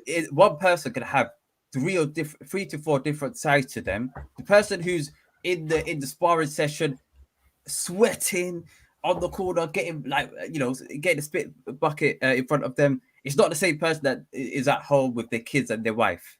It's not. So this AJ is a different. This AJ is a different side to AJ. It is somewhat the real AJ, but it's the bad side to AJ, the pessimistic side to AJ. Do you know what? This is what I always say. You know when as someone of color does something bad in the media, and a lot of people say, "Yeah, that's the real person." It's not the real person. Like if somebody who wasn't looked like AJ, who looked completely different, okay, doing what AJ's doing, they'll say, "Yeah, he's just having a bit of a laugh. He's just, it's a bit tongue in cheek." That for me, this version of AJ is an aspect of him, but I wouldn't say it's really it as a whole. If I put it as a whole spectrum, it's not really the real AJ. Does this affect his boxing? This attitude is 100%. 100%. You got to be focused. Look at Deontay Wilder. He went off for a couple of years, and he fought somewhat good in the first couple of rounds against Tyson Fury. Tyson Fury went really pretty, for the most part, off grid when he was trying to cut a lot of weight down and get back into the ring. This version of AJ, Conor McGregor is a perfect case study. Conor McGregor, when he became a global superstar, he done all of this celebrity stuff, going to show, started his own whiskey company. Once all of that was established, he had like 3-4 losses in a row. Do you know what? I'll be honest with you. The reason why what you're saying is kind of resonate with me, I keep on seeing man attending shows and stuff. And I don't really like that. I don't really like when I see fighters keep attending all these shows. And I'm like, bruv, you're supposed to be at the top of your game. You're supposed to be, you see what I'm saying, Spence? I don't know if you agree with that, Spence. Well, the thing about it is like, he's attending more shows, you know what I mean? And it's like, he's out. More, I totally agree, more than usual. But maybe it's because he's got more time on his hands. And isn't he supposed to be fighting in April? He's meant to be, but I can't see him fighting in April. But let's see what he's doing. I'm like I agree with you on that, because like him and Derek Chisora, they're everywhere now, you know. Bro, Derek. Any any Derek form coming of like an A-lister. Derek, Yeah. Derek is like an A-lister, fam. He's Yeah. out every week, bro. Bro, Yeah. all Derek needs is a bottle of champagne now, and he's gone clear. right? But you know what? In saying that, Tun, when we're saying like, oh well, this is not the real AJ, right? And I never I'm said it. coming So back. don't start putting words in No, my I'm coming back to mouth. what I'm getting some feedback, right? I think it's you know, Raj. Right. I'm saying when you're talking about this in the real AJ, and anytime a person of color does something, you know, stuff will get misconstrued. And that's only because of lack of understanding. And once you know a people, and we're only made differently for us to know one another, quote from the Holy Quran, that maybe the AJ that we're getting now is the AJ that's saying, like, I don't give a shit no more. And maybe that is what we're getting from AJ. I didn't like the if he wrote that tweet, I don't know, about Emir Khan's wife. I don't like things like that because I'm very funny. Yeah, I'm very funny when it comes to mums and wives. You know what I mean? Leave them out of it. I don't like things like that, you know? But it's got people talking. So maybe that could be a ploy to just keep his name in the mix. Because right now we're not keeping his name in the mix because of boxing. We're keeping his name in the mix because we're seeing him at every opening, every kind of event that's going on. Anthony Joshua's there. But I think, like, for Anthony Joshua, I think this that stay humble Anthony Joshua, I don't think that's the real Anthony Joshua. Okay, so then basically you're saying that the version of AJ that we're getting now is the real one. No, I don't think this one's the real one either. So how many AJs you got then? I think I think before. Go on, Spence. Sorry. I think that Anthony Joshua has had to deliberately sacrifice himself in order to bring the bag into boxing, and no one can't tell me since that young man won the Olympic gold medal in 2012 that he did not bring the bag to boxing, because he did. Absolutely. Right. He revamped pay-per-view. So he had to be a certain way. So he was actually nervous to express the real him. He was nervous to all the time. I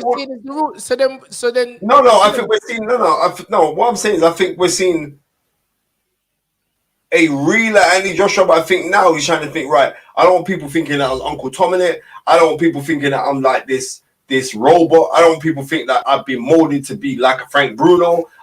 So he's trying to show like this roadside to him, right? Yeah, but listen, let me just say. But that's not him neither. Yeah, but when you start thinking about what other people are thinking, you're already going down the wrong road. Yeah, but you're saying that because no, and I'm going to disagree with you. Because you're never going to please. Look, I'm just saying, you're never going to please everybody. You yeah, just about exactly. to please one person. Right, but what I'm saying is, it's totally different. Anthony Joshua has become a global icon. Yes, sir. Right, a global icon. Anthony Joshua has become, and the financial rewards off of the back of it. So I think Anthony Joshua, the business side of Anthony Joshua, was, like I said on many times, that he was trying to be more like Michael Jordan and LeBron James. And now he's saying, I want to be a bit like LeBron James, mixed with a bit of Jay-Z, and then mix with a bit of Floyd Mayweather. Because him and Floyd are talking. And maybe Floyd's saying, look, man, you gotta start doing things out of the ordinary. All I'm saying is, how does all this benefit him in the squared circle, Spence? No. The thing about it is this. If people stop talking about Anthony Joshua, it will affect him because he won't be doing them Wembley numbers no more. Yeah, all I said is that, look, I said it before this conversation come up. If you're not being yourself, you're going to attract the wrong energy. Yeah. You're going to attract the wrong energy. And like, you're already going down the wrong road. Do you believe, Tun, that the Anthony Joshua that we were seeing in the beginning was the real Anthony Joshua? Well, I don't really know him. I only go by the All right, feelings. cool. And I actually think, listen, when I first met Anthony, it was a long time ago in Don Charles' gym. Otu was a baby, and they took a picture together. And the energy I got from him, the young man at that time, He was a cool was brother. one of eagerness to be the best. I felt it. I know the energy. The energy was, and that is the only kind of thought I've ever wanted to have in my head and my heart for that young brother. But it's like, if he was pretending, I actually think it was the real him. All I right. do think. I Right. tell you, the reason why I think it was the real Miss him, Ringside, because please, Miss Ringside just propped us here. Jesus Thank you so Christ. much for the $14.99. I just Come want on. to say a big thank you for giving me the time and invaluable encouragement. I'm inspired and I will continue to support the #1 YouTube channel, The Fight Is Right. Big up Tunde, Spencer, and everyone on the chat. And we say big up you. Press the button, Baba Tunde Ajayi. Maximum love. Maximum Right. So love. you're saying that you felt the energy of Anthony Joshua. So Yeah. I'm saying to you, Tunde, what is different now? But let me finish. Now, I tell you what is different. What is different is everything what you just said. He's trying to please everyone but himself. That's the difference. You know what? At the beginning, listen to me. Let me finish. You asked me a question. All right, go on. Remember, I always says words were invented to hide feelings. I operate from feelings.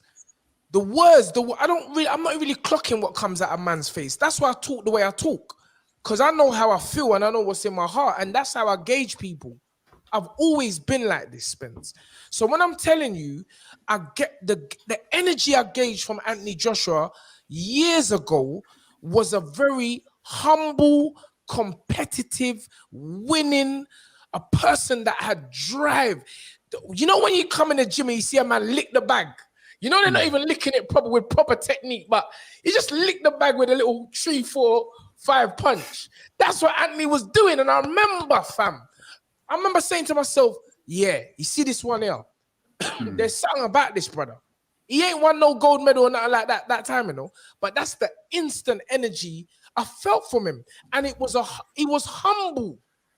So when this slogan come out, again, I've never even paid attention to all this stay humble, because again, words were invented to hide feelings. I'm saying that I believe that was the real person. Obviously, business world is different from the real world. So you don't expect him to be effing and blinding when he's got Hugo Boss sponsorship, this sponsorship, that sponsorship. Exactly. But it never took away from who he was. Him being humble, this is why I hear what Off the Canvas is saying and why he feels he's worried. Because it's kind of like the humility side has gone. And if you look at the great fighters, listen, as much as you want to jump on, people want to jump on Floyd Mayweather, that brother's a humble brother. Because I've been around him. I've been in the house. I've been in a mansion. I sat down. I had food, eat with a man. Joe Calzaghe, another humble brother. Muhammad Ali, again, with all the loudmouth, brash and everything, humble brother. You understand what I'm saying? And I don't feel that these guys ever changed who they were. And this is why I'm trying to say. That's why I asked the question: is this the real AJ we're getting? I just put it out there. Well, I feel the AJ before was the real AJ, the one that wasn't really worried about what people think and just was more concerned of being the #1, being the best. And that energy is the energy which he attracted, which is why he could sell out Wembley and have those belts and everything like that. But this new one, I'm not too sure about it. That's why I'm agreeing with Off the Canvas boxing. I hear Frankie Blue Eyes last night say, "Fam, he's on the decline, bro." And you know Frank Warren's mouth's powerful. Frank says he's on the decline. So again, go on. One of the greatest rap albums of all time was Biggie Smalls' "Ready to Die." Yeah. Yes. And on the album, he's got a tune called back in the days, right? Yes. And the line was "things done change," and that's the line that I'm going with. Things have changed; they have to change. Yes. Listen. Could you But do you like? change? Do you change? Do I change? Yeah. I'm not in any Joshua position, Dalton. No. None of us are. None of us. Yeah, Are. I'm As not. an So individual, it's easy for me to let me turn tell you around and something. sit down and say, "Well, You want me to I tell you haven't." something? There's a saying: Go on. a leopard never changes spots. That thing Yeah. is real. Yeah. That thing is real. That thing is real. I don't care what anyone says.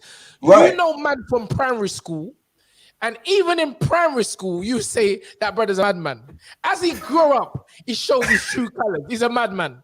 Press the This button, thing is Tunde. real, Spence. Press This the thing press is the real. button. I'm telling you. Remember Mad Billy from Peckham? Remember Mad Billy? Bro, you can't tell me about Mad Billy. Mad Billy was mad from the get-go. And he never changed. I've got brothers who I grew up with, man like Kevin Lovelace, Tweety, Segan Fisher, all these Dulwich man. I'm telling you, these are grown men, jobs, but in essence, they are the same people they were when they were kids. And it's sometimes you can't change this thing, fam. The minute you change, you're done. You're done. So that's why I hear what my man's saying about it's worrying. So, and again, it's the reason why I asked the question. The reason why I asked the question, is this the real one or was the one before the real one? And No, I'm saying, I think we're not seeing the real one yet. Okay, maybe so. But That's you're what saying I'm saying. because I'm saying we're not. No, because I know the agent that I speak to on the phone. Yes. I know the agent I speak to on the phone. And the AJ you speak to on the phone is what? Is different? He's not the guy that we got on TV. It's not the guy. He's not the guy we got on TV. Well, at what time? At this time now or at the time before? Anthony Josh is not the guy that. Listen to me. I'm gonna tell you how. Okay. But you're putting things out there, so I'm just trying to make it. Yeah, I know, and I'm gonna clarify. He's not the guy. When you say he's not the guy that you speak to not. on the phone, He's is he not humble? Is he not humble when you speak to him on the phone? Yeah, but Tunde, he's a humble, but it's a different side of Anthony Joshua that I'm getting to the guy that I'm speaking to down the phone, or the guy that will FaceTime me, or the guy that will encourage. Like one time, Kiki wanted to, but that's my daughter.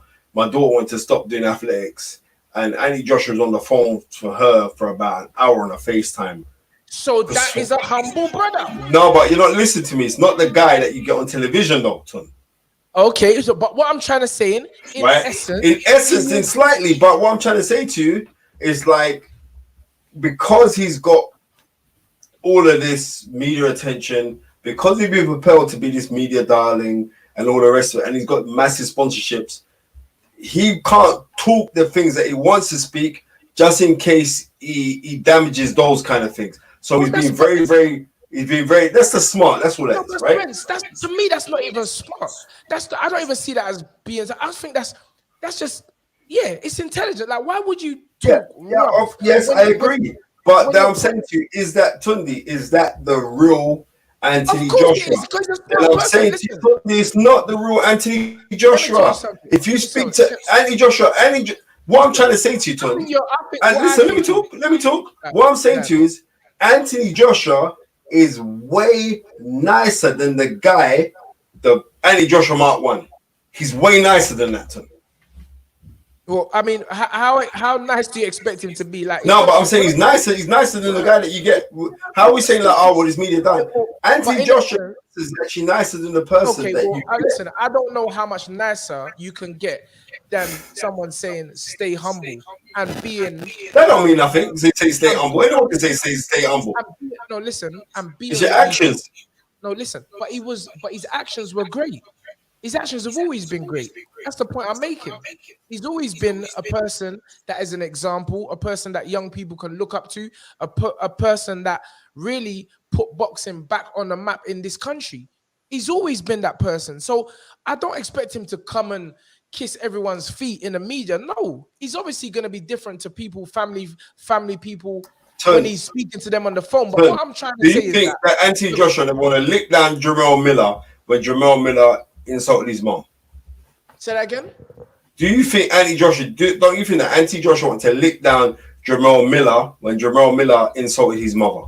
Do you think I wanted He wanted to lick it down to him. Hold on. Do you think I wanted to fly kick back Pat Barrett on the stage when things were said about me? No, of course I didn't. Because he said he could punch you in your face. Of course, I don't business about that. But listen to what I'm saying. You ain't punching nobody. No one ain't punching Tunde Ajayi without a counter left hook, right hand, right uppercut, straight left hook to the stomach. That's what you will get back. But what I'm saying is that what is more important to me is the example that I'll be setting to the young ones and to the people that are watching me, the millions that are watching me at home. That's what's more important than my present ego to prove that I'm tougher than somebody. Bruv, I've got people looking on me that are saying, Dad, Mum, I want to be like Anthony Joshua when I grow up. What would I look like playing a fool, starting to talk nonsense on a public platform? That's just common sense, Spence. So what I'm saying is that's why I say the one before, the one that was around the GB setup, the McCracken, that humble guy is a guy that, I'm not trying to say I dislike him now, but I feel that he was setting more examples when he was like that. You always have to remember, when you're a public figure, the many people are watching you, Spence. And if you're there on Twitter, I'm not saying it was him, but it was on his account, talking about, I should have done man's wife. What the hell example is that? You know what? Like I said, I wish that tweet wasn't out there, because you know why? When it comes to talking about mums and wives and that, I don't business, right? I don't business. I don't chat about no man's missus. You know what I mean? Oh, come on, man. So you know, but let's be real. That reply was funny. I don't business what anyone wants to say. Bruv. It was funny. I don't care. Anyone turning around on there like taking this hierarchical stand like, oh no, it was funny. Do I think it was? He shouldn't have said that, because you're saying it's funny. You're saying it's funny. It is funny. It is funny. Let man say that about your wife. Yeah, but man can't say that about my wife, because you see, you're saying it's funny. I didn't find that funny. Listen. Stop for a second. Man can't say that about my wife, because my wife not susu with no next man in no industry. Listen. My wife, no, I'm telling you, no. I'm telling man straight. No one can call my wife in them kind of things, because man know, my missus knows, she's not in no susu with no next person in no industry. And that's that. So before, let's look at the root of the problem. What was the root of the problem? Right? Because don't let me get into this, because I respect Amen Khan, so I'm not really bringing this, because Amen's my guy still. I even jump on the show. But no one can't call my wife and them kind of things, because my wife's not texting. So the equivalent of me, there isn't an equivalent of me. But I'm saying, someone in the industry, yeah? So then my wife's talking to Tunde Ajayi. What's my wife talking to Tunde Ajayi for? What? How to make okra? What's she talking to you for? So therefore, right? So therefore, you have to look at.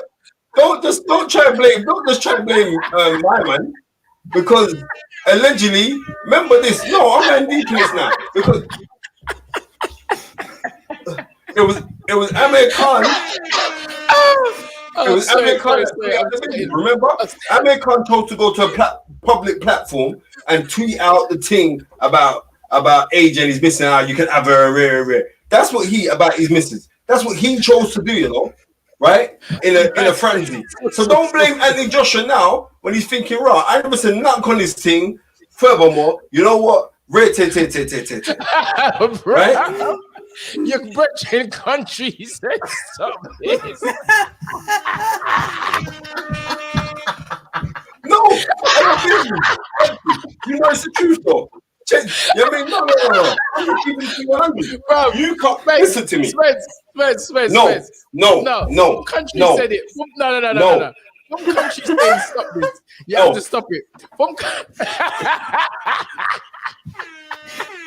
Yeah, this From is I'm confused though. From country saying stop this, you gotta stop. You gotta stop. You gotta stop. It's country, bro. Bro, that's family. Country. Yeah, for real, for real. Big up Country Done. My Big up long Country Done, respect. This man's been the my friend since administrator. I've been Country, 3 years old. So big up Country. country the administrator in this thing here. Country said, nah, stop this talk. But let's get back onto the I'm doing boxing. everything Spencer's chatting facts. That's right. You know I'm talking the thing. Right? I'm talking the thing, bro. Yo. Anyway, so yeah, let's move on to other subjects. Because, bro, this is a hot one. This is a hot one. The one. Yeah, for real. Raj, sorry you got embroiled No in worries. AJ Khan drama, but you know, listen, is there anything you want to ask us, or you know? Yeah, I was really curious actually, Tunde. So, for example, we were talking about AJ.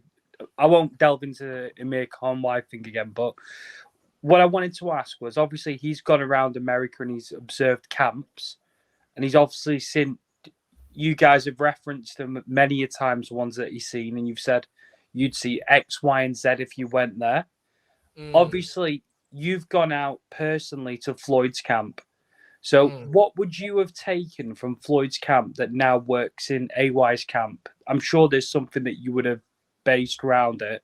Well, And- I tell you again. Sorry, finish. Sorry, your question. and so if you pick something up from there and you've used it, Well, I'm just curious where AJ's head would be to go all around the world and then not basically disregard anything he's been told and then just go back to day one with Angel.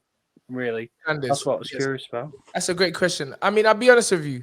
When I first went to Las Vegas, I didn't go there to brown nose or beg anybody. I never went there for validation. I went to Vegas knowing that I had created something and that I was going to witness who, in my opinion, was the greatest fighter at that time. But I actually, Spencer will tell you, I've always had my own system, which was developed studying Roger and Floyd. And so after studying that system, and I feel mastering it, because if you see, you got a lot of people that are Roger Mayweather mimics, doing the pads. But my thing was never that. I've got a, you know, which I've named System 9. It's a whole evolved system, in my opinion. And so I tell you what I did learn when I went to Las Vegas is that you got a gym full of fighters around the greatest pound for pound fighter and not taking an ounce of an example and doing the same as him. People were actually saying to my guys, Anthony Yard, O'Hara Davis, Otu Saba, why are you trying to be like Floyd? Why are we trading verbatim like Floyd Mayweather? That's what they were saying to us in the gym. And I'm like, hold on. Ain't that what you're supposed to do? Ain't you supposed to copy the best and be the best? But lo and behold, to my surprise, most of the kids in there were bloody lazy. That was the biggest shock for me. And I'm saying to myself, this is a clear example that, you know what I'm saying, like familiarity breeds contempt. And I was like, bro, I'll be honest with you, before I went to Vegas, I watched everything of Floyd Mayweather, training, stand-ups, sit-ups, pull-ups. Bro, I'm like, I was doing everything. I just copied it. I didn't make no bones about it. I just copied it. I'm saying, bro, this guy's the best. If I want to be the best reggae singer, I'm listening to Bob Marley. If I want to be the best footballer, I'm studying Maradona, in my opinion. You know what I'm saying? And so Floyd was the one that I really went to. But, you know, after studying the gyms and going around to the gyms, Johnny Tocco, which is a very famous gym, Mike McCallum had relocated to there, and Floyd's dad, Floyd Senior, because it was a time when they was arguing. I realized that greatness comes from specific individuals. And you could be in a gym full of champions and not even take what they're doing. And that to me, that was the biggest shock. So I'm like, the fact that you're saying that AJ's been around these gyms and visiting all these gyms, my question is, what are you going there for? Same thing what I asked Amir Khan. I'm like, hold on. You lose, you go to Freddie Roach. Hold on. Is it a coincidence? One of the top fighters in the world, Manny Pacquiao's there. Okay. You go there. You lose there. You go to Virgil Hunter. Is it a coincidence one of the best fighters in the world's there, Andre Ward? You lose, you go to Bomac. Is it a coincidence that one of the best fighters in the world? So I'm like, fam, what are you going on? Are you just going to these people just because it's the in thing? Because they got the best? Or are you actually going to take on and imbue the greatness, what these fighters are doing? Sorry to cut you, Tun. Well, the talk is now that Amir Khan's going to go to Ben Davison. This is what the again. I'm telling you, you've heard it first. Amir Khan's going to go with Ben Davison. That's the talk. Again. I'm hearing strong talk. So again, everybody has different motives. My motive has always been to be one of the top. I don't think there's ever a best because boxing is seasons. You see what I'm saying? So I'm like, but I just want to be the best in myself. And the only way I'm going to be the best in myself is to work diligently and emulate the best. Not go there some blasted groupie just because he's in the camp. Let me go there and let me do. Because that's what a lot of fighters do. So again, it's always an individualistic thing. For myself, I learned how great Floyd was. I learned that it was more than just YouTube or Insta clips or anything. This guy trains like a demon. And that was kind of like what I've got with Anthony. Anthony Young. I don't need to tell Anthony to train hard. I've never said to Anthony, train hard. What nonsense. The guy wants to train hard. And, this was part of the education and of me taking these young men out there and seeing Floyd train. And for me going to Freddie Roach's gym and sitting down on a chair, I done that years ago. Years ago, I was in Floyd's gym. Years ago, I was in Freddie Roach's gym. Come talk about the Freddie Roach gym business, yeah, Tun. I'm sure you still owe me £500 for that trip. Oh yeah, yeah. Years ago, but where my money, Tunde? Relax yourself, man. You're rich, man. You're rich. But yeah, that's what I was taking on, and that's what I feel that people need to do. Not just go there, some fan. Go there. If you're a boxer, if you're a trainer, go there, see what these guys are doing, and just copy them, and then try to emulate them. Then try to evolve them, and that's what people know. I would be going into Floyd's gym and shouting at the American trainers. Because I don't believe in all this America. I believe in myself. I'm like, bro, you man ain't better than us. That's how I talk. Remember when, who was it? Otu sparred that welterweight you. What was that you name? How can I forget the use? Memphis. Yeah. And I was shouting at the trainers, the American trainers. I'm like, bro, we're from England. I don't care about you, American man. Because this is what I'm trying to say. Like, it's like, what are you going there for? What are you going there for? If you're asking me personally, I went there to see if a lot of the trainers could match up to my work ethic. And I found that 99.9% of the trainers could not work as hard as me. No way, Jose. No, I was going, we asked them, ask Anthony Yard, ask O'Hara, ask Otu. We were going to Devon Haney's dad's gym in the morning. I would train them so hard. Anthony be sparring with Michael Hunter. O'Hara be sparring with Sean Porter. Otu be sparring with Devon. Boom. 1 hour rest. Come. Bam. Let's go Floyd's gym in the afternoon. Bam. Lick out Floyd's gym. Come. Let's go. Drive all the way over to Johnny Toko's in the evening. Bam. Get your rest. Boom. Again. Next morning. To them, one day, we all had a fight. Because they were so tired. And I remember Anthony was the only one. I said, Anthony, come. I was sitting on the chair like this. You know how I cross my you know how I move, Spence. I was sitting on the chair in the gym. I said, when you start to work the voodoo. Yeah, I know. Yeah, I said, Ann, come. I said, what's the matter with them man there? Why aren't they working? Why aren't they training? And Anthony said to me, Unks, we're tired. You know what I done? I pick up my bag, left Floyd's gym, and drive home. They never even had they had to walk home in Vegas. They had to walk home. Ask them. Ask O'Hara. Ask Anthony Yard. I left them in the gym because they weren't training. They didn't want to train. So it's like, I just say to myself, what are these guys going over these gyms in America for? What are they going for? What are they going? Are they going to better themselves?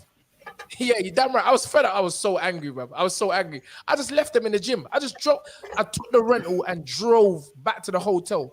And the hotel was miles away. And I didn't even care how they got home.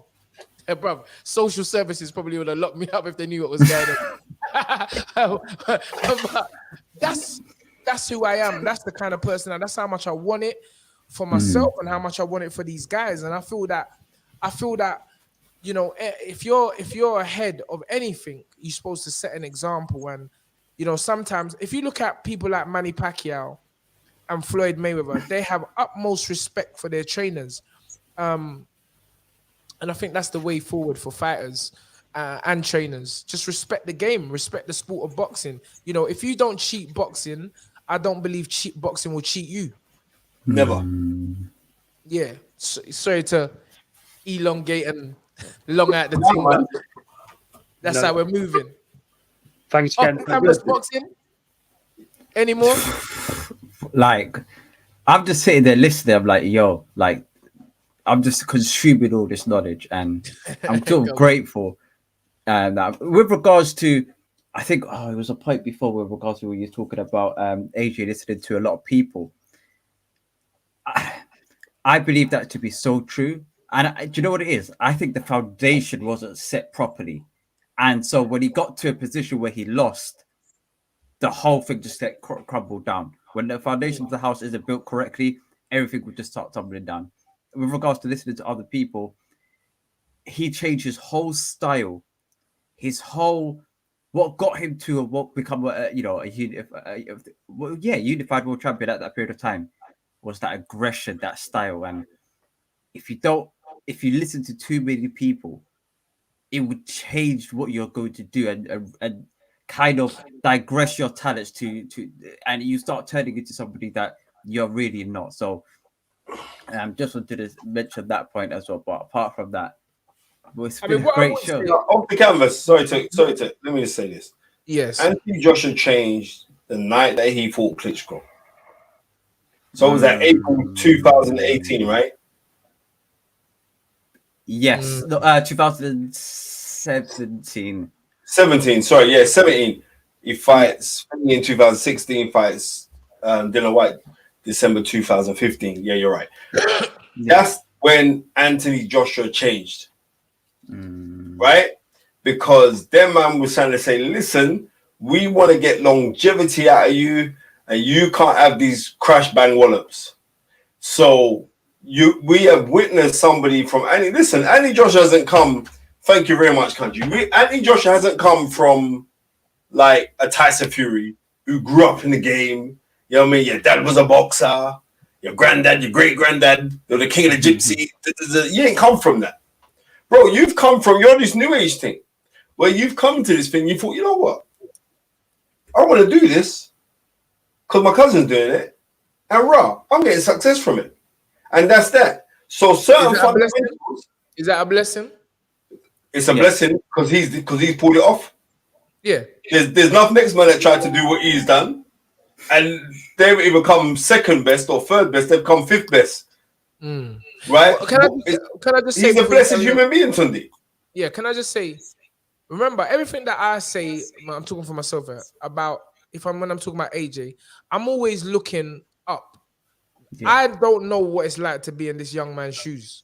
Nobody does. I have no idea. It's at such a level that this guy has to, bro, his mindset has to be on a different level. And maybe we're just seeing a kind of like collapse or breakdown. You understand what I'm saying? You know what? I agree with you. Ton. And the reason why I think we're seeing it, remember this, it's like there's loads of people that go through burdens, loads of people that have mental breakdowns, loads of people go through it. But they're not on public stage, so you can't really see it. Yes. You know what I mean? It's only when someone pulls to one side, so you know what? At such a time, I was really going for it, you know? And boy, I got a chance to talk to you, and then you think, raw, you're going for it. So I'm always mindful of what people are going through. I believe that when you're at the stage like Andy Joshua, and you're at that performance stage, and at the time when you're plateauing, but you're trying to then rejuvenate yourself to get back up, people who are around you don't necessarily know how to address you. So what happens is you'll be around people solely because they make you feel comfortable, not because they're going to challenge you to get to that greatness. People don't realize. How many times? Do you know how many times me and Tunde argue? It's some serious arguments, you know. It's some serious arguments. Till I want to get in my car, go punch him in his mouth, and vice versa. Not possible. Shut up, man. Tunde, don't talk rubbish. Tunde, all right, let me tell. All right, stop. Let's go. Hey, let me tell. You see how let me tell people this, yeah. You see how your mouth is full of grey. You say your beard is full of grey. I would punch that would be carrot. All right, so yeah. Let me tell you this now. Let me tell you this now. When Tunde drove round to meet me to give me a pair of trainers with his little crying Nigerian big face self, right? About he wanted to quit boxing. The man in the Shell petrol station had to come out and reprimand me because I was going to strangle him to death. I don't want to go into it right now. I've said it, and Tunde's not going to argue because he knows it's the truth. Because he knows I'm real like that. A man coming little upset self. Spence, the people in here know that you're suffering from dementia. No, Tunde. Bro. All right, make more. I'm going to strangle Tunde in the petrol station. I don't know things for me no more. I'm going to strangle the little African. Bro, right? Bro, the dementia that you're suffering. Whatever. All right, cool. Call it dementia. All right, Tunde. All right. It's due to the left hook to the body. All right, mate. Anyway, don't worry. Sometimes I just believe that you need to be around people that can challenge you and tell you the raw truth, or give their opinion to you that you could be offended by it, but you know it's coming from a safe place. I don't think he's got any of them people around. Maybe he has got that. We just don't see it.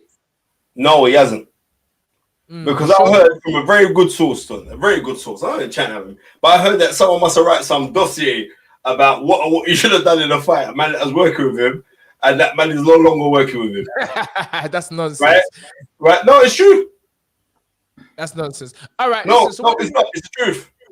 Well, listen. That's if you want to make it more complicated than it needs to be, then that's their business. But someone says, "Can we talk about?" Thank you very much, Spencer. You're Nigerian too. We claim you. Of course, I'm Nigerian. Listen. You think I've ever hidden from that? Never hidden from that. I'm Ghanaian as well. I'm Sierra Leonean as well. I'm everything. I don't know much about this guy, but Fight Talk TV says Ben Whitaker training out in the States. Not sure who with. Could be Virgil, I think. No, I can tell you who that's going to be with. He is going to train with Sugar Hill. That's who's going to train him. Wow. And you got exclusive. That's going to be Ben. That's going to be Ben Whitaker's trainer. Wow. All right. That's a talented. Because I hear all the gossips. That's who's going to train him. My Marshri Shante Chatterjee, she says it's her birthday tomorrow. Had such a great weekend. This is topping it off my belly. Bare jokes. Big up. Happy birthday, Shants. Hope you have a good one and more life, as they say. Yeah, man. More life. More success. And more everything else. We've done the 2-hour mark way past 8 minutes ago, you know. 2 hour, 10 minutes. Yeah, trust me. All right, let's just go for another 5 minutes. Round it off. But yeah, it's been great. There was a fight. I don't know much about these guys, but this four brother. What happened to this four brother? Yeah. Yes. Off the canvas boxing or Raj? Elaborate. Yes. Yeah. Thor. Okay, with regards to the show to YouTube boxing, Thor and what's the other guy named? Eddie Hall are like the world's strongest men. Okay. They had beef with regards to competition, like how it works with those world strongest men competitions is like you have to be assessed on certain tasks and certain competitions. Okay, they've been accusing each other of cheating, lying, etc. They said, "Cool, so well, we'll get in the ring." They got in the ring, and yeah, Thor, which is I think he's Norwegian, the new Icelandic. He punched up Eddie Hall, and that's all she wrote. Eddie Hall was pretty much gone, and yeah, that's how it works. They had a dispute. They went in the boxing ring, sorted it out, and yeah, they fought Like 2 real days ago. men I think. do. Like real Yeah, men do. absolutely. Dills CFC, she says, Spencer and Tunde, do you know the AJ announcement that's coming? I don't. I can find out, but when it comes, it comes. You know what I mean? I'll just keep it between 100. When it comes, it comes. But I know he's due to fight in April. I want to hear the opponent. April's That's around the corner, Spence. April's around the corner. Yeah, he's due to fight in April, but it's not going to be. It's not going to be Usyk. Even though was it the president of Ukraine said that they would allow Usyk to go and fight, and they'll also allow Lomachenko to go and fight. But I think them man are going to say no, we're not fighting. We're not going to go box. We're going to fight for our country. Because what's going on between this Putin brother, as Tunde calls him, what's going on with this Putin brother and what's going on in Ukraine right now? It's serious.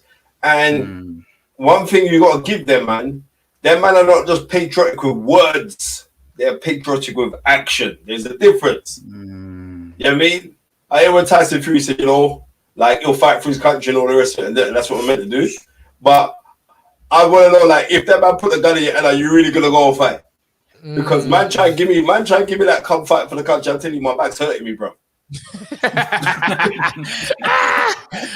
Nathan Ford says, "Yo, Tunde Spencer, who's this guy Terry Chapandama always chatting shit about Spencer on that Full Porky's Corner? Is he meant to be someone in boxing?" But before that, thank you, Chris Ho. We need this live show so everyone on here can link up and network. All of us with a true passion for boxing. Can I ask you guys' opinion of the Birmingham boxing scene, fighters or notable trainers? Thank you very much for your donation. I don't really know too much about Birmingham boxing. The only person I know currently in Birmingham, oh my God, how can I forget my man's name? He hosted us in the gym. What's my man's name? That's how you know my brain is just full up of combinations. I was watching the video the other day. But Spence, what do you know about this boxing scene in Birmingham? I don't know. I don't know this guy. Listen, end of the day is this. People are going to call your name, but it's never people higher than you calling your name. It's always them little rats. So I can't be worried about them people. And that's the God's honest truth. I don't know who they are. I don't know. You know what I mean? The only reason why I know who that Pookie guy is because he was like constantly harassing and blah and this, that. That's the only reason why I know him. So these people can call. I ain't got time for them, man. Come on, man. They breeze. All I know is this. I'm going to keep this between 100. I'm good. How I'm living, I'm good. You know what I mean? My children are good. My missus is good. I'm good. I got a beautiful home. And not because it's a 5-bedroom house. That's not the reason why. Now, why do you need to say that for? There's no need to because I just got to let people know. There's no need right? to say that. I do. I just did. So I must have the need. That's not the case. The case of why it is beautiful is because I got love in my home. A lot of these people, when they come out and they're attacking other people, it's because they ain't got no love where they are. I've got love where I am. Try and know that part. I've got a beautiful wife, beautiful kids. I've got love where I am. Come on. Trust me on that part. Big up Shaq Peters, Brommy boy. Big up Sam Egerton, Brommy boy. Okay. So the Birmingham boys are doing good right now. I know Sam Egerton got fight of the year, and I know Shaq Peters, wonderful lad, spoke to him when we fought in Birmingham. Good guy. Good guy. Very humble. He's on the show as well. He's been on the show as well. I know he had he's been through a tough time recently, but he's back. He's punching and big up Shaq Peters. Great light heavyweight out of Birmingham. Only defeat coming to Craig Richards, another great, good fighter, light heavyweight. And I know someone earlier spoke about the the supposed contest between him and Buatsi. I don't know how solid that is and if that fight's actually going to happen. But credit to both of them if that fight does happen. Spence. I ain't got a clue. I'm hearing it could happen. I don't know. Yeah, trust me. All right, listen. I think we need to do this a bit more often. Raj, it's been a pleasure having you. Thank you both very with much. us. I know you. Raj, did you know that we was doing that thing today? Because you got the beard shaped up, especially to cover the thing. It was a Don't genuine. I didn't know you were doing it today, so I just jumped on, and this is after about 3 weeks of not shaving, so it's shaped up. Seriously, today. it looks sharp. Now, Raj, I know you went to the bathroom to use the big razor. And let us just say, I hope it's our discussion on Anthony Joshua this evening has not been misconstrued in any way. We support the young brother. We want him to do well. We always want him to do well. I think the fact that people are concerned about him shows that there's still a lot of people that really want the best for him and want his career to go in the right way. Great fight. I've done a lot for British boxing. But it's competition. Bro, this is competition. It's fight. So there's always someone that looking to clip your wings, so to speak. But as I say, your job is not to worry about what a next man is thinking or saying about you. Just do your thing. Just do your Simple thing. as that. Be yourself. And it's gonna be what it's gonna be. Because guess what? When your career is over, 12 months after your career is done, no one don't care about you. 12 months at the most, no one ain't gonna book business about you. So just do your thing, be the best you can be, and don't feel you have to answer to anyone unless you've signed a contract and they're paying money. So yeah, big up. Thank you all. 250 on the live. Press that like button, press that subscribe button. Join us next week. Raj is going to be with us next week. Off the Canvas Boxing is going to be with us next week. Mind Mastery Strategist is going to be with us next week. Miss Ringside is definitely going to be with us next week. And bruv, it's all love. So as we close, we say, dream it, believe it, become it. Come on down. Bless up for everyone jumping on the live. Bless up for everyone who sent Snapchat money in. Bless up to everyone who's listening. Peace, two fingers. We are OUT. Yes, Peace. sir. Big up Benny Rankin.